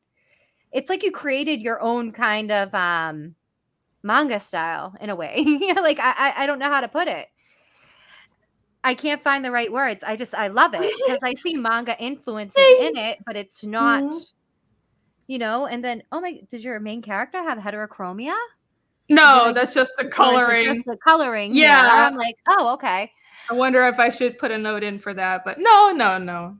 His eyes are the same color. It's probably only me that would say something like that. It's me. No, you notice. Look at the demon design. That is amazing. I love that. I put so much time into the demon design. So, like, when I was designing demons, it wasn't just like this demon, right? Because you'll see more of them later on. But you see some more of these same types of demons in like a quick flashback in the book. But and so you'll get to see some like other designs for them. So I actually spent a lot of time working on them because it wasn't simple. It's not just like, well, Cthulhu monsters and tentacles, and well, let me it's just unique. Like. I wanted it to be unique. I want it to be unique, and there's like, it's not just a design because it's about their abilities, and like there's all these things where they're all from the same place, but they're not technically the same species. And I don't want to give away too much, but I spent a lot of time, designing them, and we'll find out a lot more about them as the story progresses. I can't wait. This is so exciting. Yay! I'm so glad you're excited. I'm very excited. I hope people like it. Yeah.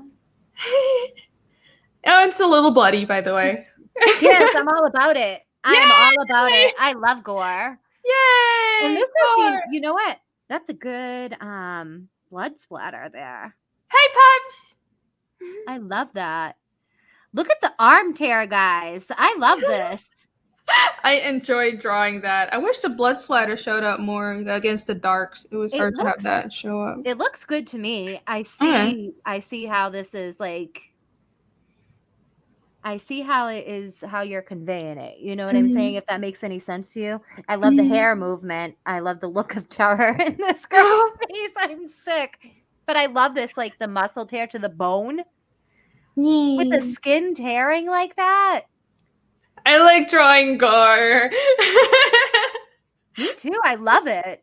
It's a weird thing where I worry a little bit about, well, would people be misled about the story because my style is not like a typical dark fantasy story. I have like people say it's a little cutesy just because there's a manga influence. There's but an innocence to the style, yes, a slight innocence, but it doesn't convey completely, like it's just like you said, because you have like a manga style, if that makes sense. And also I don't even your style is so unique. I don't even know what to even. It's more like It's definitely manga influence, I can see that, but it's not straight that. I love it. I don't know what it is. I love it. It works for you. Keep doing Yay! it, Thank obviously. you! I love Yay! the eyes. I Yay! I love how you draw eyes. I'm big on how people do eyes. Eyes tell a lot about characters and a lot about the Yes. storyline and the scenes, what's Eyes going on are here. eyes are important. Very Yeah. important. Eyes and lips, but eyes especially. I'm Uh-huh. big with eyes in drawing. Yeah. Yeah, they're expressive. They're very important. And all your characters should have unique look to their eyes. Mhm. You should be able to look at like draw their eye and know which character it is. So Your character here, which I'm assuming this is like one of the races that you made up here. Oh yeah, Right? yeah, that's Yomi. She's one of my 4 protagonists, and she's a dev. That's another race that I made up. Mhm. So they're like purple people. You'll find out more about them as the story goes on as well. But And yeah, their I've eyes are been. darker too. Yeah, their That eyes makes me are think of like black scleras. it makes me feel like maybe there's someplace dark, like from someplace dark, like a darker area. I don't know if that makes any sense. We'll find out. I'm always curious, maybe that's why all right, you guys are gonna have to read it, and I'm clearly gonna have to read this. You'll have to read it. All right, so that's there. Let's get back over to the campaign here. So, story. Then we'll go through your perks real quick. All right, so where were we at? We were looking at these pages. So these are all going to be updated, right? That's what you said, correct? I think I'm gonna keep it like this. Okay. All right. I got confused. Yeah, these are maybe we're gonna do some tweaks, but these pages are more or less final colors, and yeah, and I don't want to post too much more because I want it's for the people who back the book, but yeah. Oh, and by the way, if you want to see some more crazy stuff, you could always go on the website at fiendishcomic.com, and I have my world map on there. I have character profiles for all my protagonists. I have my language. I have the alphabet and the dictionary. I have the pantheon. I just put up a species page, and there's a lot that I'm holding back, believe it or not. But if you want to find out more, go on the website. I'm so tempted to pull up your website like right now. Just to see like the world map and everything. Oh my god, can I tell you, is this this is an elk here you have here? This is very Miyazaki to me. This is what that reminds me of. Yes. I have a lot of Miyazaki influence. Yeah, I was gonna say I definitely feel some influence, like from Mononoke a little bit, Oh yeah, that was used a little bit. Oh, so Princess Mononoke is my favorite movie. So I'm gonna see a lot of that in here. Okay. A lot of that.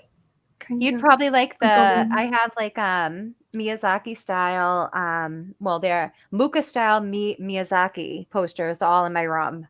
Ooh, that's cool. Yeah, I'll send you a couple pictures. I think they look like stained glass, so. Oh, that is awesome. Oh man, I don't think I've seen those before. Yeah, send them to me. I'd love to see that. Oh yeah, here's some of the other monster designs. Look at this. I love this. This almost gives me too like John Carpenter-y, like Thing vibes, which I'm a big John Carpenter person. It doesn't it just reminiscent. The Thing, it didn't look anything like this, but it just something about it. I can't put my finger on it. I love this. I love his face over here too, because to me this is like a fight or flight face. You can say here. That's fitting for the scene. That's a fitting thing to have conveyed. Yeah, that's Lola. Definitely what I see. Yay. If anyone in the chat has any questions, please feel free. I know I am the worst with chat, guys. I can see it on the side. I've been trying not to die laughing at some of the comments that you guys have. I love you all. Thank you for coming. The- You know? So this is just a little bit about your career and the animated shows that you've worked on, but oh your lifelong yeah. dream, however, Yes. that's what I more want to focus on. Okay. Okay. So how long have you basically like been working on Fiendish for? I think it's this is the 4th year I've been working on it. So I've been working on it a while. I quit doing my last corporate or my corporate corporate art job I had around like 2017 or so. And I saved up a bunch of money, and I had some work from Marvel at the time, so I was like, okay, I want to do comics, but I like basically it was so hard to pay rent in America with a comics income. So what I decided to do was I would like move to Taiwan where my family was, and even though I didn't really want to because all the opportunities are in America, I wanted to save money and kind of like work on comics and figure out what I wanted to do because I didn't know if I wanted to do big two comics forever, but I felt like I had no space to figure that out if I was just always doing corporate art and always trying to make money just to like pay rent in America. So I moved. With corporate art too, you don't necessarily have like the same freedom, right? Like, No. It depends. It fluctuates on the job. If you like, if you get on a project that it's like I jive with this project so well and invested in it, then yeah, it could be really great. But it's hard to come by that. And honestly, it still tends to be like seasonal. Like you're on for this game and you're on for like like one like animation also very seasonal. So you're just like jumping from like project to project all the time, and it's not super stable. And also most of the time it's just like, well, it gets better, but especially starting out, it's really difficult because you don't get to actually be creative at it's all. actually kind of funny because you started, like, it seems like you pulled away from corporate comics around the time I started buying less and less mainstream comics. Huh, To that's be honest weird. with you. It's funny is I don't think I consciously did it, but for me, because I was on the inside, I was drawing the work, but Mm-hmm. my feeling was they were putting me on projects that didn't suit me. And at first I approached it as, okay, they were putting me on a lot of YA, and I think it's just because, oh, I had a manga influence, so they thought if you have a manga influence and you like drawing like young things and cute things and YA, and I don't mind that, but I also like my thing is dark fantasy. And it's like if Mm-hmm. they put me on like Conan or something, I'll be like, hell yeah. And like Mm. I don't know, the sample pages I did for Marvel were Punisher pages, but they put me on YA books. It was a really weird experience.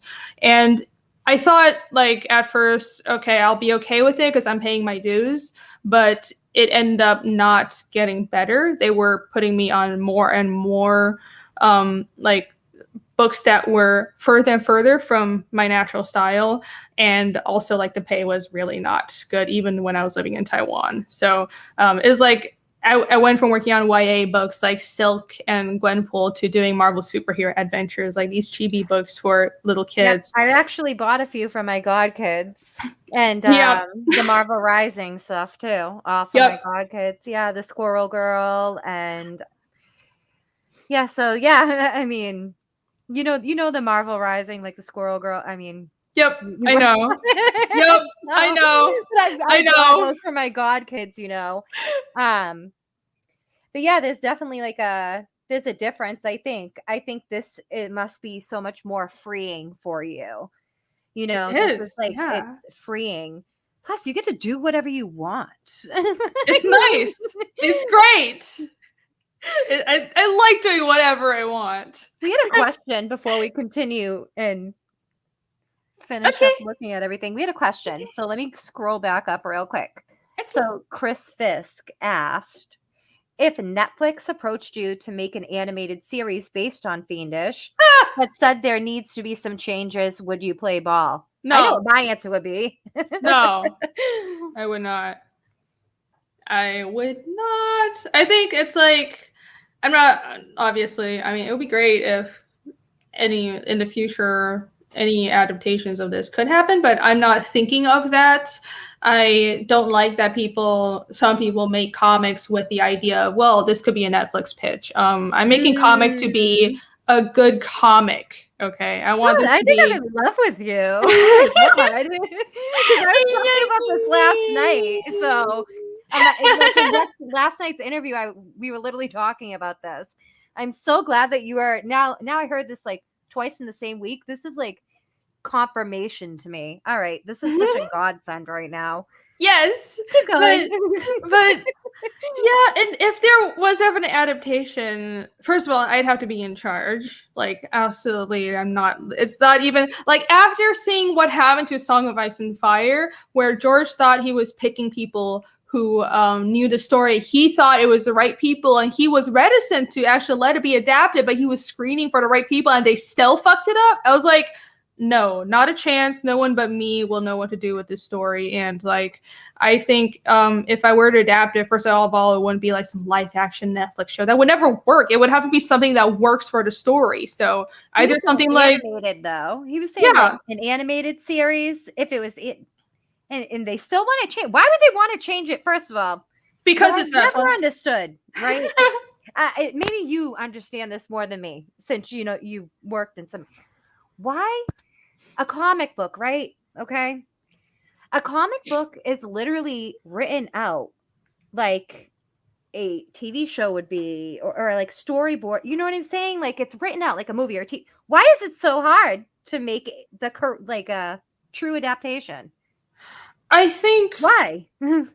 I think maybe my impression is when it's a movie adaptation or it's a TV adaptation, and then more money is involved and all these like bean counters that, you know, are approving things and it's their money, they tend to have the approach of, well, we want this to appeal to everybody. So like we can't listen to the original fans because we need to make something that appeals to everybody. So they change things on the impression that, oh, this should be, we want to make it like palatable to absolutely everyone in society, and not realizing that that just makes it bland and boring, because what gave it character is like you lose like the dedicated fans. And even if it's like, just because you don't know about this fandom doesn't mean it's not like millions and millions of people who love it. And I think they underestimate the dedication of original fans, and they don't understand that it's good. Like, stories need to have a target audience. You can't make something that appeals to everybody. That doesn't work. And just the fact that, okay, maybe there's a target audience doesn't mean that most people aren't going to like the story. Look at stuff like Lord of the Rings. So that appeals to almost everybody. Like, find a person who doesn't like that story. But okay, well, he's different. Like, his small minorities. He's very different. He's very different. I'm calling you out, Spencer. You see, you're not right for not liking Lord of the Rings. Well, I wouldn't say that. No, I will say it to him because he hates on me so hardcore for my love of Lord of the Rings. Lord of the Rings is awesome. Thank you.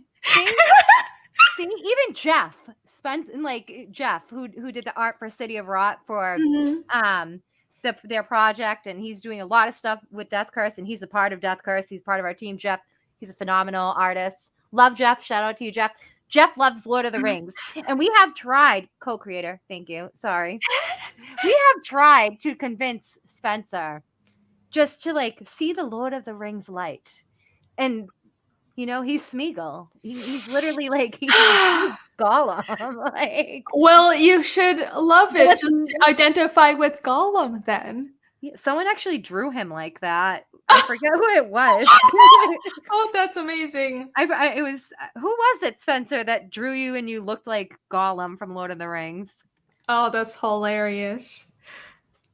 That's great. I think there are, I'm sure, you know. I'm sorry, I had to laugh at that. He does look like he belongs. Oh my gosh! Harsh. I love Spencer. Spencer's the reason why all this is possible for me. So,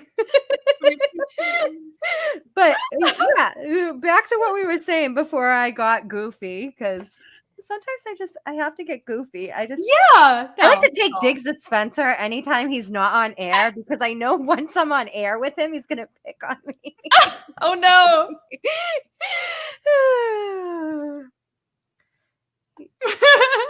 And that Sorry, comment Spencer. that I feel like he's just leaving that comment up to like make a point. Oh right, he's in the background of stuff. Yeah, of course Sorry, he is. Spencer. But I'm not sorry. Comic scandal. That's awesome. That's awesome. The Hobbit trilogy? No, you should not. we You should should not. definitely not. You know It's what terrible. ruined the movie for me?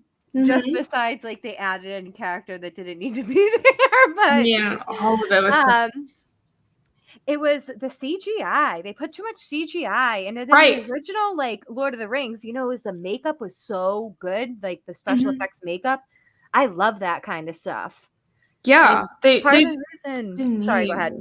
Oh no, I was saying that the CGI was part of it, but it was They strayed away. seemed, Yeah. and like I think Peter Jackson himself, because it's like, oh, it's the same creator, but even the same creator like doing a sequel to their own, so they can fall into the trap of they were trying to like, oh, he's like, Lord of the Rings was so successful, I have to top it, I have to make the same thing but cooler. But it's like, no, The Hobbit is its own thing. You should have just stayed true to the Hobbit. The Hobbit's like this big. If they should have done anything, they should have done the Silmarillion, which is my favorite. Which I think they're using it for Amazon, and I'm gonna watch it. I'm gonna watch it. I don't know how it's gonna be. Oh boy! But I'm still gonna watch it. Okay. I love elves. I mean, God bless my soul, right? I mean, I read the Hellfire Gal recently. Oh, you guys know. Yeah, I was not a fan. Oh boy! But I had to read it because I grew up reading a lot of X-Men, and now I don't read many comics because of X-Men. Oh no! Oh gosh! Why can't we have nice things? No, we can't. We can't. I don't even think I can say X-Men anymore. I think it's offensive. No, apparently it is. Well, that's why we're here, making new things. Thank you. Yeah. Indie comics. Woo! Indies rule. Indies do rule. Plus, right, you get to have your own IP.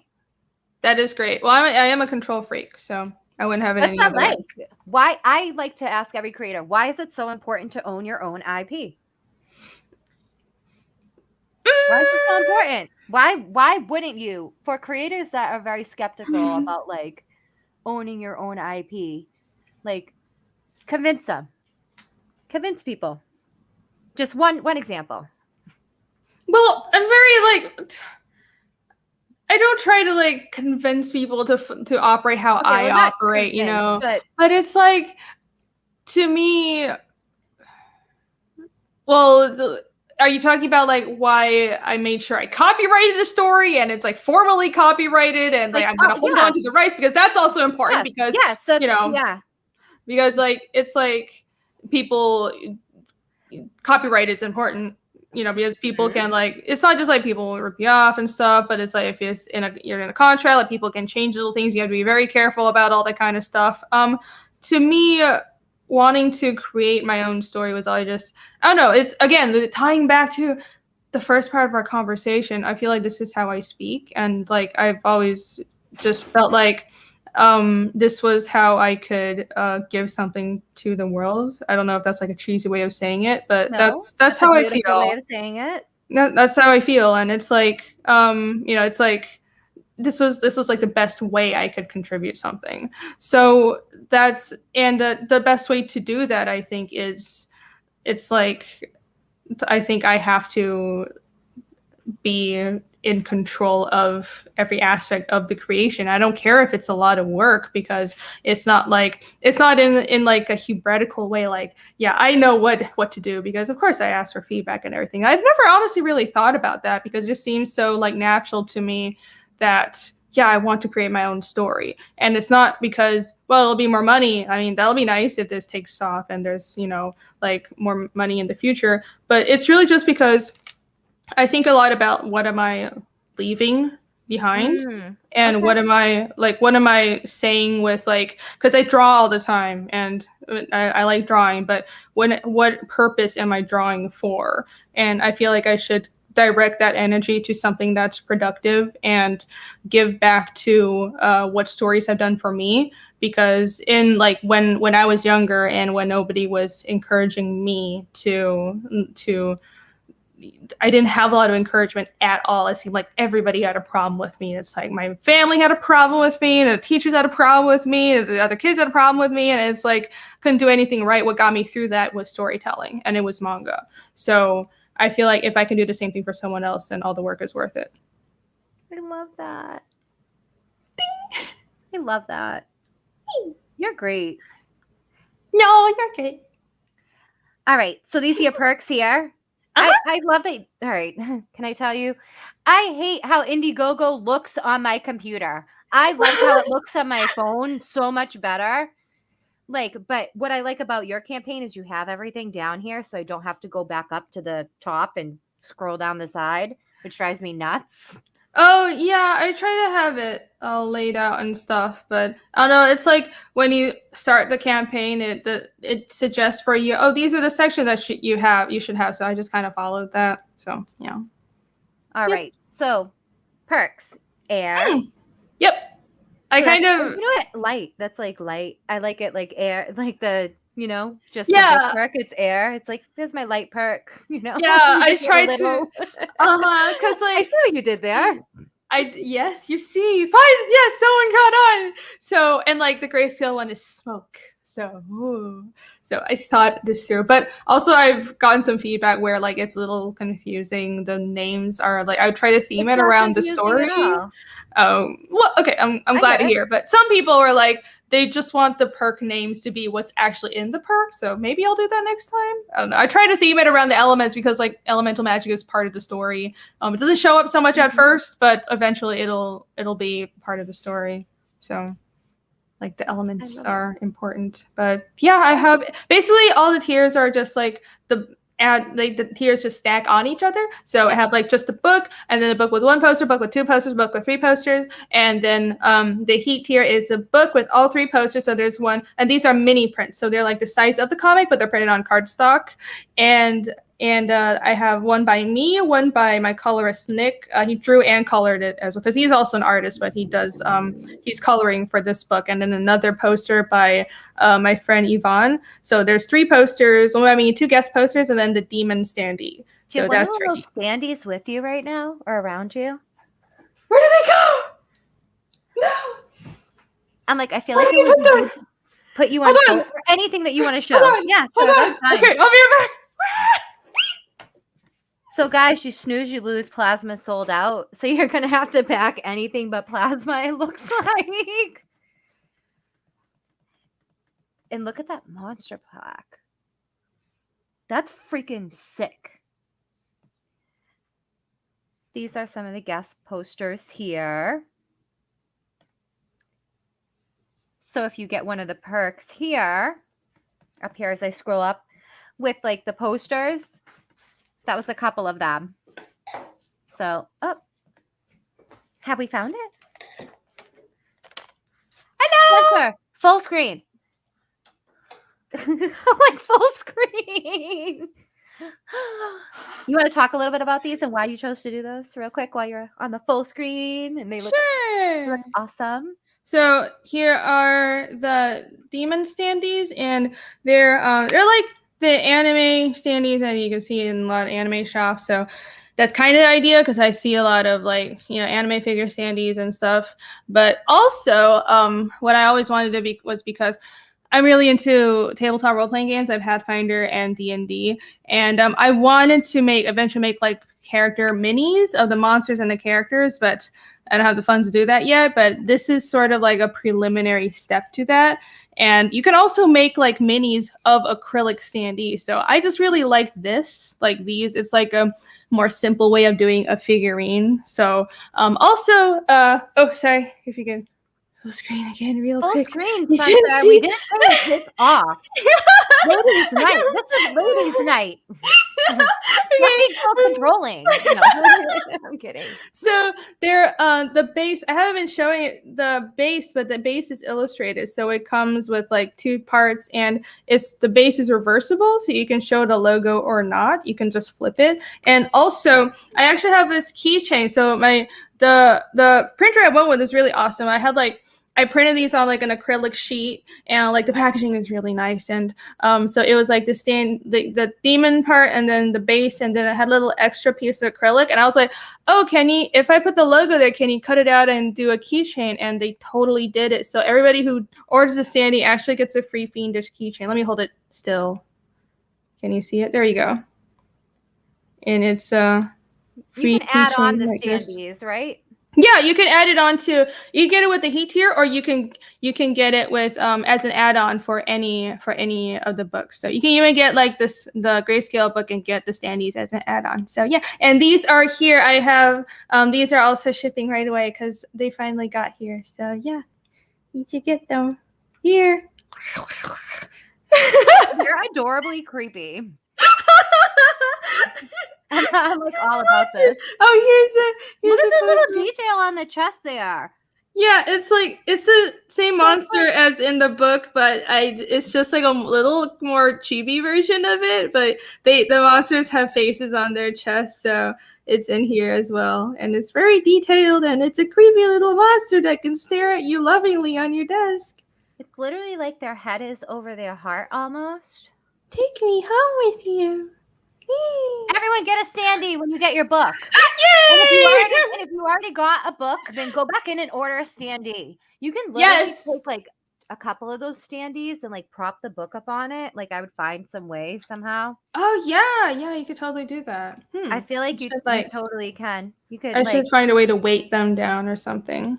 Or you can put like Velcro on the bottom or Velcro it to something. Yeah. Make it a magnet.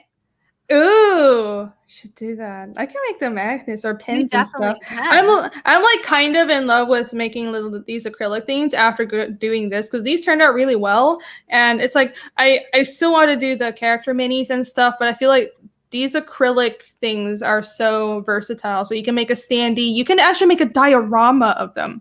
You know, you can make like a whole scene, like walls with like a base, but with walls and then multiple inserts. So it's like I could have my character here, but then a tree in the background, and you can make a whole diorama using these. So I'm like kind of into this, and I want to do more of them. I think you should. I'm a little like fascinated by these now. So yeah, there might be more of these coming. It's just a thing I like making. So I feel like I would take one apart and I would put like a magnet on the back and I would put it on my fridge. Oh yeah. I'm so weird like that. I don't know why. I'm like destroying people's beautiful hard work. Oh, you can do that too. Yeah, they have like because you can take it off. Yeah, it's separate. It prints like this and then look, you can take one Standee and then the corner of that other Standee, because you would have to get 2. I feel like you gotta get 2. And you can actually put like the binding of the comic, I feel like, in that slot and balance it on the other Standee. Yeah, you can. Ding, ding, ding. I'm very odd. I should have made them double-sided so then you can have them like standing like this. But yeah, I like these. I didn't know how many people are super a fan of these Standees, but I enjoyed them very much. So they're get a Standee, everybody. Yay, get one! Let's go back to the campaign real quick here. Get me. Take me home. He's like never gonna not full screen me now. We love you. You're fine. Okay. All right. So we went down to Plasma is sold out. Yeah. Simeon says I need my own puppet show. Go on Marmalade Show. I don't know who that is. It's like this puppet. It's adorable. It's like this adorable puppet. Oh, okay. I'll do a puppet show. I probably could. I don't know. So this I monster plaque, you know what, this kind of reminds me of like so I'm from Salem, Mass, and there's this thing called like we sell a lot of stuff with like the Green Man, and Mm. this doesn't look anything like the Green Man. I'm sure you probably have heard of the Green Man or like read about the Green Man mythology, but they sell a lot of plaques, like these like wooden style plaques, but they're the Green Man. Mm-hmm. So I don't know why I'm like other than they're wooden, but talk about these a little Interesting. bit.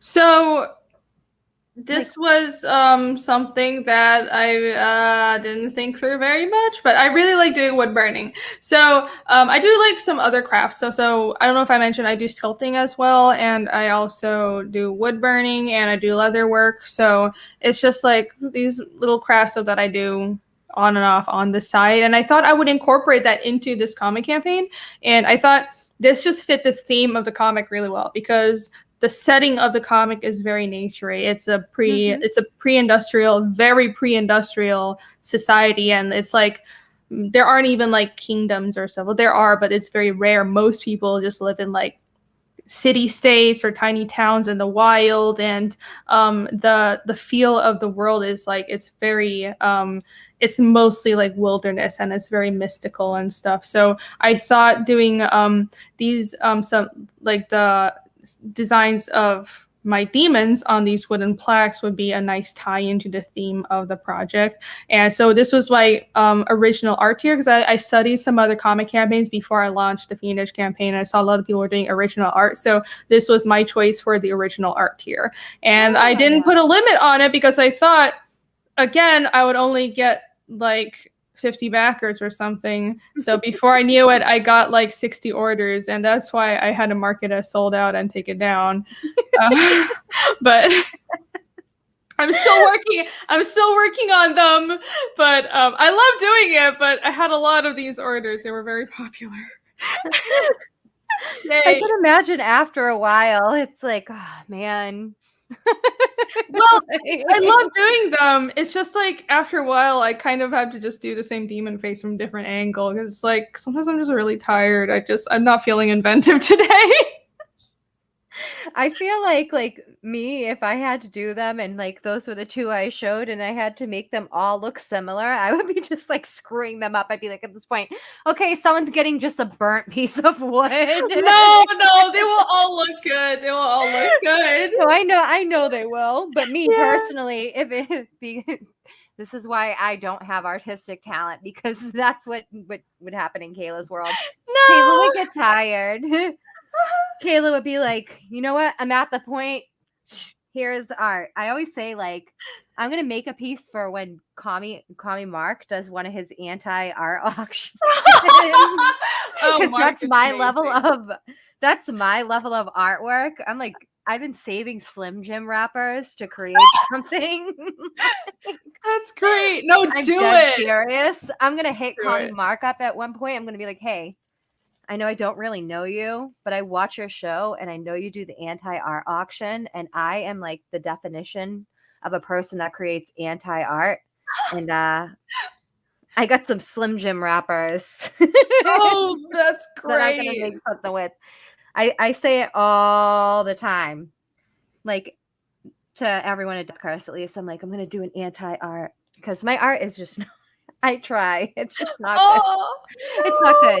Thankfully, Ryan Wynn does like inking on his channel. And I'm getting okay at inking, which it's great because it helps my editing process.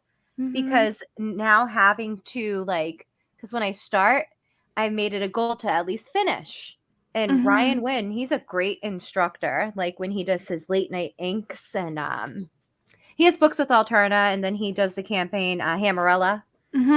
Yeah. And he's a great like instructor with the inking. He's an inking master, an inking king, you know. Yeah. So I at least he told me, he's like, you know, you just have to try it. It's about trying it.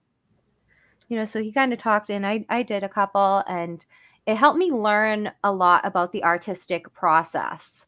because I thought it was going to be a lot easier than what it was, and it was not. But I finished a few of them. Cool, So, that's awesome. Yeah, well, it's always good to learn. I mean, some But the things come more naturally to people, but it's always good to try something new. I believe in you. You're a woman of many talents. Like, I'm so impressed by all of this. I just like doing a lot of art stuff. So I wish I had more time to do.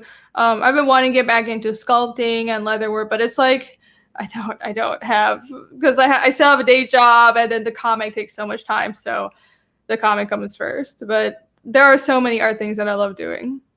These are a couple of your posters. Those are the guest posters. Yep. So this is, which one was done by whom? The one on the left is done by Nick, my colorist, and the one on the right is done by my illustrator friend Yvonne. They're both gorgeous. This one on the left, it's like an infection taken over. I love it. Yeah, and if you read the comic, it hints to something within it. So, yeah. Are you guys really fighting behind me? I didn't even know you were in the room. Oh my gosh. Chaos in my house. Pets are always so like we've already that. seen this here, and it's 4 inches tall. Yep. Look here. These are my little friends. Boop, boop, boop, boop, boop, boop, boop, boop. You're sold out of the preview book. These are all your add-ons. Yeah, I have all these are. You can get like a large full-size poster. It's just gonna be a movie poster, and I'll have to roll those up because I don't know how else to ship them. But you can get large. Yeah. What is this? Oh, that was my first Indiegogo campaign. I did an Indiegogo campaign back in 2019, and just to like test out the waters, because I was thinking of crowdfunding. I was already working on Fiendish at the time, but like I was thinking of, I was like, I didn't really know how to put the comic out. I was thinking maybe I should go to like Image, but then I looked into it and I was like, no. I think I'm just gonna do crowdfunding, because then multiple reasons I get to, smart work, but I thought it was the right path to go. So I was like testing out what the waters, and also just training myself to like understand how crowdfunding works. So when I did my comic campaign, which is what I was really like gunning to do, I would do it right, So I ran a campaign for this art book, and it's a compilation of a bunch of my sketches and some commissions and fan art, and also there's some like preliminary work, like really early work for Fiendish in it. Ooh. So yeah, and it's 76 pages, so it's pretty hefty, and that's still available. You can get it as an add-on. Oh, guys, so when you back the book and you add on the acrylic demon standee, you want to get the regrowth art book. I love art books personally. I think anyone that's like it, how can I put it? Why do I love art books so much? And why is your art book going to be so interesting to me? It's because you have the processes in it. And I love to see growth as an artist and how you developed over time. So, I mean, that's me personally. Cool. There's a lot of process work. Looking at everything. Yeah. Cool. So that's all fun. All fun stuff. You have the black and white edition too. So stretch goals, guys, instantly you're gonna get a stretch goal when you back. Yeah. Oh, I'm not. By the way, I'm not doing more stretch goals because I'm already fulfilling. But these are all the things you're gonna be getting. So this is everything. Do you want to go over this real quick? Sure. Yeah. So For the first one, just so if we funded the project, originally my goal was 2,500. Again, I wasn't expecting to get any attention on this. I'll have a like desktop and phone wallpaper, just like simple, like because I made like wallpapers for myself and my friends. I was like, oh, I'll just send it to everyone. And then for the next one, the covers will be spot gloss. A lot of it is just like making the book better, so spot gloss on the cover, and then we had another one that was adding 4 pages, so that's already done. The book, both the grayscale and the color version, the title text will be spot gloss, and I really wanted to do that. I love that look. And then the other stuff is just I made a sticker package for people who back the active campaign. So not in-demand backers, unfortunately, but if you back during the active campaign, you'll be getting like a Fiendish sticker set. So maybe I should go get that. Oh, I wasn't. You want to go get it? Okay, I wasn't. Whatever you have that you want to show off, absolutely. I encourage you to show off everything that you want. Okay. I'll just grab a bunch of stuff. I'll be right back. Grab everything. I'm so interested. I'm going to go off camera for 1 second and let this cat out of here. Okay. So while you grab stuff, so what I'm going to do is I'm going to play your trailer. Yeah. Okay. Perfect. Okay. Refresh everyone's mind to why we're here. So we'll let this run real quick. I'm going to replay the trailer, guys. Irene's going to grab her stuff, and I'm going to let the cat that I didn't know that was in here out because he's crying, and it gets, when he cries through the whole thing, though, like during Don Chin's interview. Oh my goodness. Oh God, that's terrible. No. He wants attention, and he knows I'm streaming, and he's 34 pounds. Oh my God. Get up here. Oh, happy baby. So he's gonna exit for a minute, and then I don't know where Monet just went, but that one he's Oberian Meowtel after Oberman Martell from Oberian Meowtel. That's great. So, give me 1 second. Let's replay your trailer, and then we'll regroup. Guys, enjoy the trailer again. I mean, back this book if you haven't backed it. If you already backed this book and you didn't get the Standee, you decided, you didn't get the Standee, you just got the book at the time, or you didn't get her art book, get the art book and get the Standee. Yeah, I'll grab the art book too, and then I'll show everybody. I'll flip through it. I love art books. Yeah. Okay. All right. Iska. Let's replay. Okay, I'll be right back.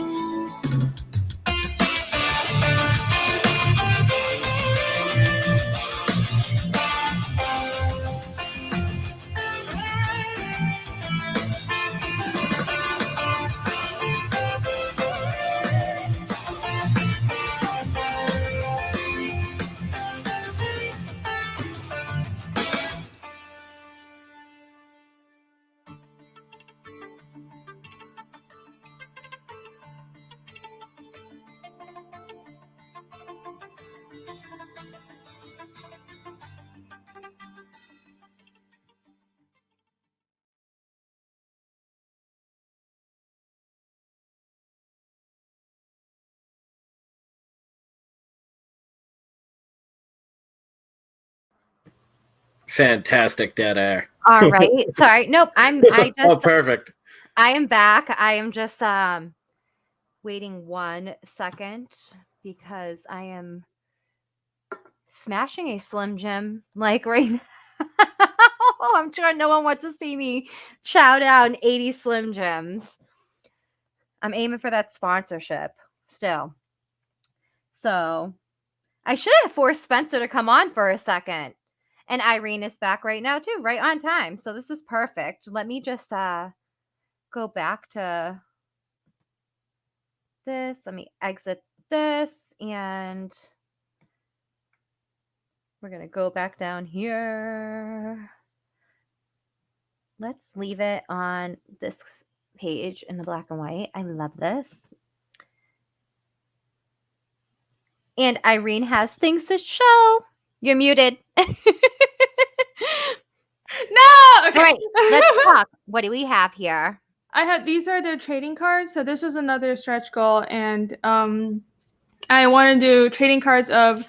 These are the three of my protagonists and also the monster. And what's cool about these is I have, okay, I'm gonna pull back a bit so I don't spoil anything, but I have the D&D or Pathfinder stats on the backs of all of these. So if you're into Pathfinder or tabletop role playing, and honestly, you can like plug these into D&D as well. You can use this information. It's like a bare bones character sheet, but it's enough information for you to play the game using these characters if you want to. And what I am especially proud of is I have the monster statted out as well. So if you want to torture your players, this is a very, very good card to use, and I suggest you use it because it's going to be quite a terrifying monster. So if you want to like play against this demon in your campaign, then this is for you. And this goes out to all backers, all of these. So everybody gets these. Awesome. Mm-hmm. And I have the stickers. Here are the stickers. Mm-hmm. So those are awesome. They're chibis. Yeah, and I did these myself. So if there's any there'll be some leftover. If there's some leftover, I'll make them available again for the Chapter 2 campaign. But these are only for the people who back the active campaign right now for Chapter 1. But I'll have some overflow for Chapter 2. But yeah, so these are, again, it's Casimir and Yomi and Isko, so my 3 protagonists, and then I have the monsters. It's the same image as the standee, but you can get it as a sticker, and I have my logo. So yeah, they're adorable. And I have my art book. I just grabbed a bunch of stuff. I just ran into my stash room and just grabbed everything. So here's the art book. Yay! Oh, and so here it's also a matte cover. I just really like a matte cover look. And then the stretch goal for this campaign was to get the gold on the title text. So the title text is actually gold. I love gold. And this is what the back looks like, and it's 76 pages. And let's look at some of the interiors. So here's some of the really early work for Fiendish. Oh, I love concept art. Yeah, here we go. This is really early work, and there's some characters that just don't even show up anymore, but that I had to write out. This was what the original design for Ragnar looked like. She changed a lot. Oh wow! And this is Casimir. He's looks like the same, but has also changed a lot. Doesn't chiseled there? I feel like a little bit, yeah, a little more older looking, but his hair is different. I made him look a little younger than this as well. And I simplified his outfit because it was going to be too much to draw all that detail. And here's some more work. And just random sketches as well. This is one of my D&D characters, is half orc, and just sketches and stuff. And this is from another fancy project. And this is a design for Ragna. This is a tentative design for her. And there's just some other stuff on this page. Probably a little spoilery, but yeah. So if you get the art book, you'll see early concepts of all this stuff. And I have some of this in the back of the book, Chapter 1 for Fiendish, but not all of it. Definitely not this much. So this stuff was here. This was a tentative side story I was gonna do for Fiendish, and I thumbnailed the whole thing out, but I ended up not doing it because I realized it was kind of extraneous and it wasn't necessary. I might do it, but it's kind of a scrap storyline. I might incorporate it in another way. But I just thought, some people looking at layouts just to see, because people that are really into comics looking at how things, how you panel things. But this is some more early character work and stuff. This is Ragnar's final design. This is Yomi over here and some side characters. Oh, and here are the monsters. Meow. Here's some more early designs of the monsters. So, and besides from that, I just have a lot of other random sketches this because I keep a sketchbook with me. I've been keeping a sketchbook since middle school, so I just always have this book, one single sketchbook. I just draw everything in, and right now my whole sketchbook is just stuff for Fiendish, but I just scan a lot of this stuff. So this whole book is sketches, and or I mean, these aren't, it's really finished work, but it's stuff from my sketchbook and also some commissions. And I've thrown them all in here. Oh, here's a silent comic that I did a few years ago. Ooh. And I don't have the whole thing in here. It's called Beads. I have a chunk of it on my. Oh wait, you can get it on Gumroad, on my Gumroad. But this is it's like horizontal. It's like a weird format, by the way. So this is like 2 pages. So and I was playing around with like, I don't know, people were like they were confused by it because they're used to like vertical comics, but I thought the horizontal look was cool. So, but it's a silent comic that I made a while ago. Here's some like really, really old work over here. Sorry, I'm just gonna like keep on flipping through everything and No, it's okay. I'm all about this right now. So this is actually stuff that I did like freshman year of college, this over here. And then like I went away from the styles. I was like, well, I don't think my structure was as good, but I miss doing detail like that. So I actually have been going back to like work drawing that way recently. Here's some more environment. This is also from beads. This is another, and this was like drawn traditionally. So what else do I have? I have commissions, some little commission work. Oh, here's a cover that I did for an image book, Winnebago Graveyard. Gorgeous stuff. Oh, here's a Batman. Batman and Wolverine. This is I had a client in China who kept on commissioning me to draw like Venom merged with all kinds of characters. So this is like Venomized Wolverine and Venomized Batman right here. So that's what these are. Super cool. Yeah, okay, all right, I'm done. So anyways, this is my art book. Yay. So I got a question for you, but I'm going to answer it. So Lethal Protector wanted to know if you were single. She is clearly married to her work. So support Fiendish. Yeah, you got it right. Kayla answered for me. I'm going to answer. So. Yep. That's true, though. You're correct. My life is consumed by my work, and that's it. So if you have an interest in Irene, that means that you should have an interest in the project here. So that's back true. Fiendish today. That's true. You know? As I eat my Slim Jims. Ooh, that looks good. I should get a snack as well. Do you like Slim Jims? Are you a Slim Jim person? Not really, but I have a lot of cookies. I like cookies. Yeah, I like cookies. Slim Jim's my go-to.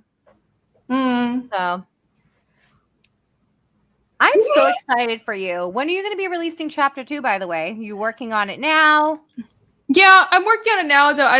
I think these things are kind of like they fluctuate, so I don't have like a solid date yet, but I'm hoping to have like a sign up by end of year.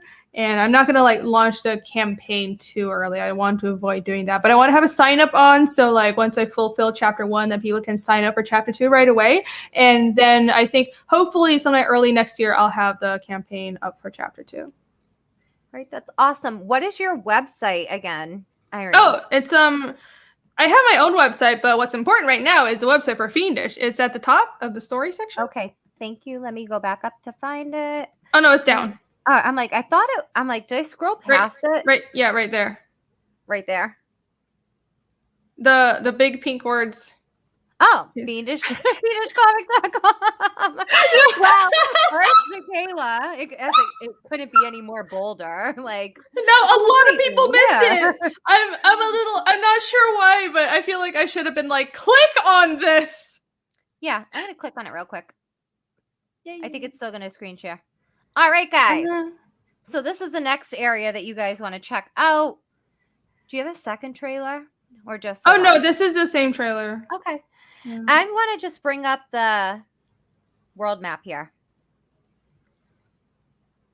There you go. And you can zoom into this. And I was gonna annotate it, but I was like, okay, it'll be spoiling too much. Like I was like, I want to have world building information. So the way I want the project to be structured is basically I have the comic, and the comic is all about like the story and the characters' journeys. But if you want to find out more about the world, or if you like forgot something about what characters are referencing, because everything in the story is very organic. I don't have characters like explain who the gods are, because why would they? Because the gods in my world are real and everybody knows about them. So why would they like go on and explain exactly what they are. So if you want to find out more and like want an explainer of everything, the website is what that's for. So it's kind of like a world building manual. The website is for the world building, and then the comic is the character's story.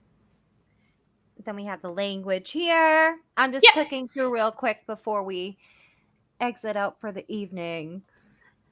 So we have our whole alphabet, and this is based on runes, kind of, in a way. It looks a bit. I think it looks a bit like the Futharks, and that was on purpose. But they're not actually based on runes. Like none of the characters. What are they? I just made them up. Oh, they're not based on it. They remind me of like runes. Yeah, I think that the shape is a little reminiscent of runes, but I didn't like base them off of the runic alphabet at all. And if you like look at the actual sounds, they don't match the runic alphabet, and they don't match they don't match English either. I just kind of came up, I just started like doodling, and it ties into like the shape language that I wanted to use for the book, you know, sort of like the diamond shapes. And then I was playing around with those shapes, and I just realized, well, I want the writing system to look this way. So I just like started doing like pages and pages of squiggles and scribbles, and then I came up with this set of letters. And actually, this is a phonetic language. This is the phonetic part of the writing. Like I mentioned earlier, the writing system is not purely phonetic. It's kind of like how Japanese works. So you have like the phonetic writing system, which is like hiragana and katakana, but then you also have kanji, which is the logographic writing system. And it's basically like Chinese. Chinese is entirely logographic. So that's why like in Chinese, the way a character is written, I don't know if I can explain this well, but the way a character is written doesn't dictate how it sounds. That's why the same character can be read two completely different ways in like by the Japanese person, Chinese person, or a Cantonese person and a Taiwanese person, but the meaning is the same because the character is about the meaning. So I have this phonetic writing system, but also a logographic writing system. I might as well pull up the comic because I have it the way. Pull it up. Yeah, I have. Let's see. So this is in chapter. I'm trying to not spoil too much. What did I show? I can't. Yeah, see, okay. Sugar Chris said that you went above and beyond with Fiendish and... Okay, I'm not going to spoil too much, but this is one of the pages towards the end. And you see, this is a character speaking in Nunarsa, but I just have it, them speaking in Nunarsa. And anytime characters are speaking in that text, it'll just be Nunarsa. I won't have like translations right there on the page, but at the back of every book, I will have a glossary for Nunarsa. So, you know, you translate it on your own. Yeah, and I will have it translated. You won't have to like decipher it because it's way too much work, because even the syntax is different from English. It's going to be way too much work. I'm not trying to make my readers, you know, do that much work. I'll have a glossary of the direct translation. So you have like the translation here and then like the sounds as well. But it won't, by the way, you won't have to like, it won't be that much Nunarsa. You'll be able to get the story even if you don't want to like, you know, deal with like most of the time characters will just like the dialogue would be written in English. So don't worry. You don't have to learn my crazy fantasy language to read this comic. But you should. But yes, you should, because that would be super awesome and I would be so happy. But what I wanted to show everyone was, so I have the logo, like the phonetic system, but this is the logograph. So every chapter I'll introduce like the logographs that are used. So like you see this one, for example, is umi, but it means animal. And like Leven is forest, but is represented by this character. This character represents the entire sound Leven. So, and a lot of like, just the idea is a lot of commonly used words and stuff. And like this is nuka. It's just a negative word. So it's like nuka means no. And nuksinen means disappeared, I think. Actually, I'm not sure right now, but it just cancels out. Yes, nuksinen means disappeared. Sinen means appeared or exist, and nuksinen would mean disappeared. So Nook is just like a canceled out word, and you can just, it's one logograph for, so things that are very common in the language can be written quickly with just one symbol. So at the back of every book, I'll slowly like reveal these logographs and stuff. And I also have the world map on the back cover. So you can't see it very well here, but I think it'll look much better in color because this was intended to be printed in color, the world map. But yeah, this will also be on the color book as well. Yeah. So you're gonna have to visit the website to get the full lesson and buy the book. Yeah, and by the way, on the language page on the website, if you scroll down, I have like a Hold whole on one dictionary. Ooh.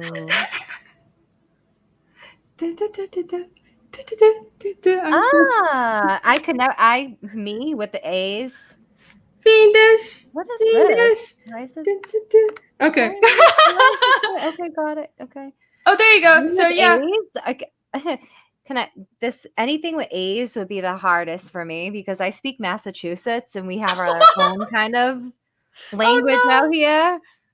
So let's see. I hear the accent come out sometimes. It's cool. I love tried it. so hard to control it. I truly No, I can hear it. I hear it. I love but it. it slips all the time. It's great. So- It's a great accent. Like, all right, teach me how to say something. Like something in your language. Oh my gosh, I like don't actually speak it that well. Okay, thank you is bushalia. Bushalia? Am I Bus- saying? Bushalia. Halia. Yeah. See, it's the A's. Yeah. Halia. Yeah.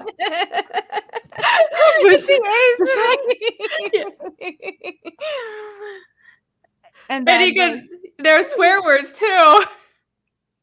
Wait, like what? What's one? We all like to learn swears first. Yeah, I was like, of course there would be swear words. That's important, right? Of course. Let's see. What would be? Khvat is just fuck, and khvatik is fucker. So wait, what was that again? Like it's the KH sound. Khvat. Khvat, and then khvatik is fucker. Fatik. Yeah. I'm gonna call Sven for that all day long. No. Yeah. Okay. I've memorized how to say like one thing in my language, well, kind of, but and it's Nunarsa, correct? Nunarsa, yeah. Nunarsa. Okay, so I'm saying that correct. Yeah. All right. Again, I say Bushalia dua lusar en arkapsa urgastis. That sounded really cool. That means thank you for reading my book, Fiendish. Oh. Okay. Yay. I'm a crazy person, everyone. Oh my! That's why you've been streaming for so long, evidently.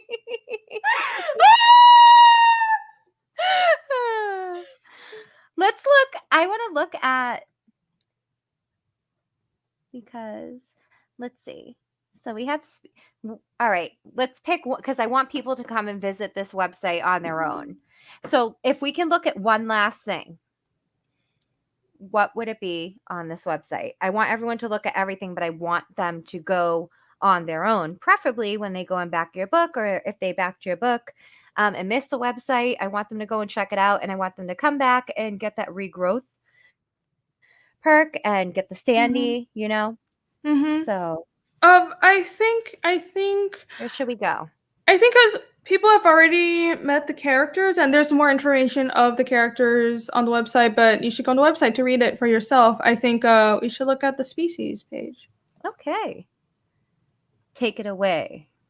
Yeah. So here are we have humans here. Yeah, we have humans, and so humans are their appearance is basically the same as real world humans, except like some exceptions. I have like like some humans in some areas look different. It's like I have humans and actually have like gray hair and stuff, like coloration and stuff. But humans in my world are not too different from how humans are in our world. But except so here is the sort of like the, I guess, I don't know how to put it, but the part of my fantasy world that is different from most of the fantasy world I've seen. The magic system is based on the species. So humans have a completely different supernatural ability than, for example, Ispoliad are like, they're related to humans. So their magic system is the same as humans, but it's heightened. But then, for example,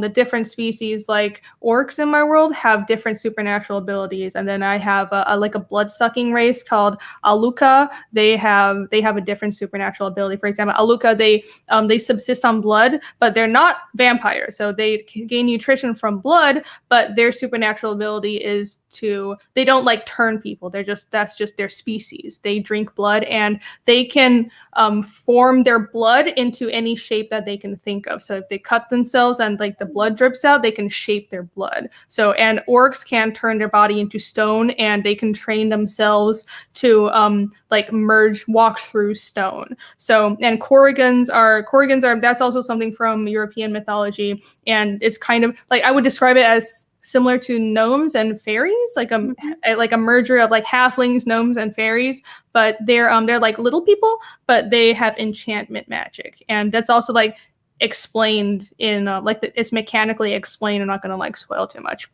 but they can enchant things, and they enchant golems and stuff. So every species in my world has like a different magic system, and I have like the basics written out here. And as the story progresses and we meet more of these different types of people, then more of that information will be revealed in the books.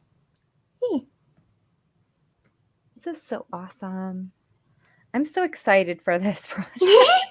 Yay! I'm like going back here to get to.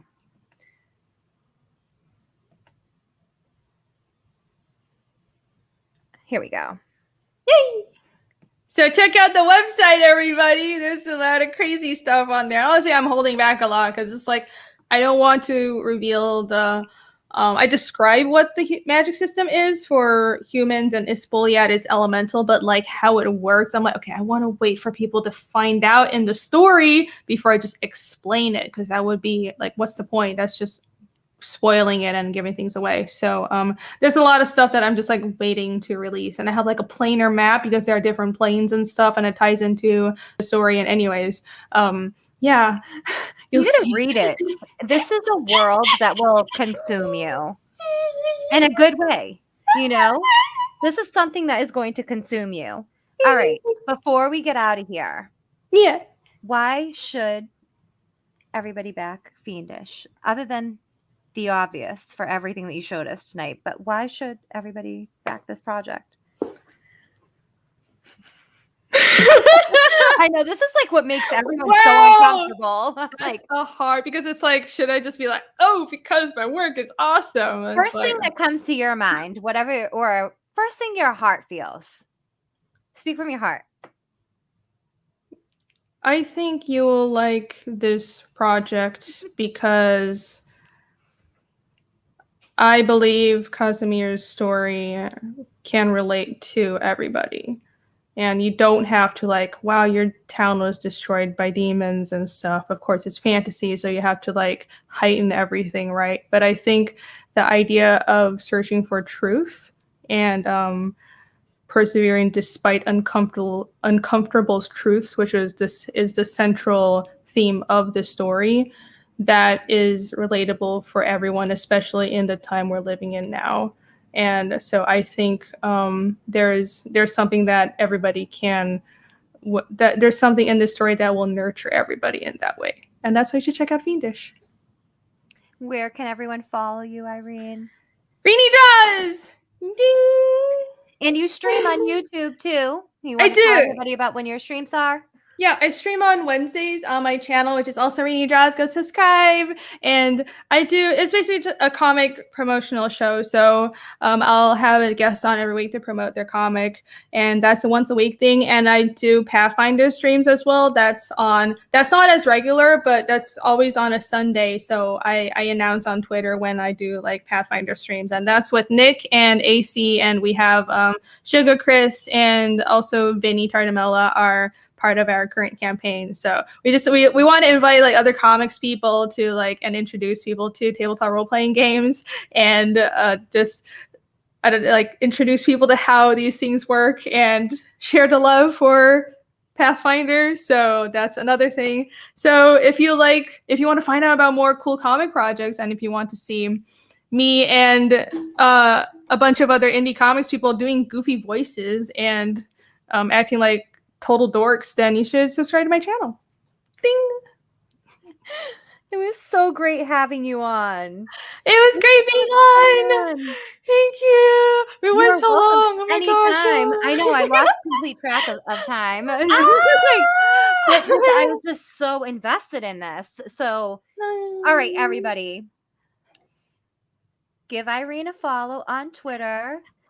And you want to sub to her YouTube channel and check out her streams. Also, back Fiendish.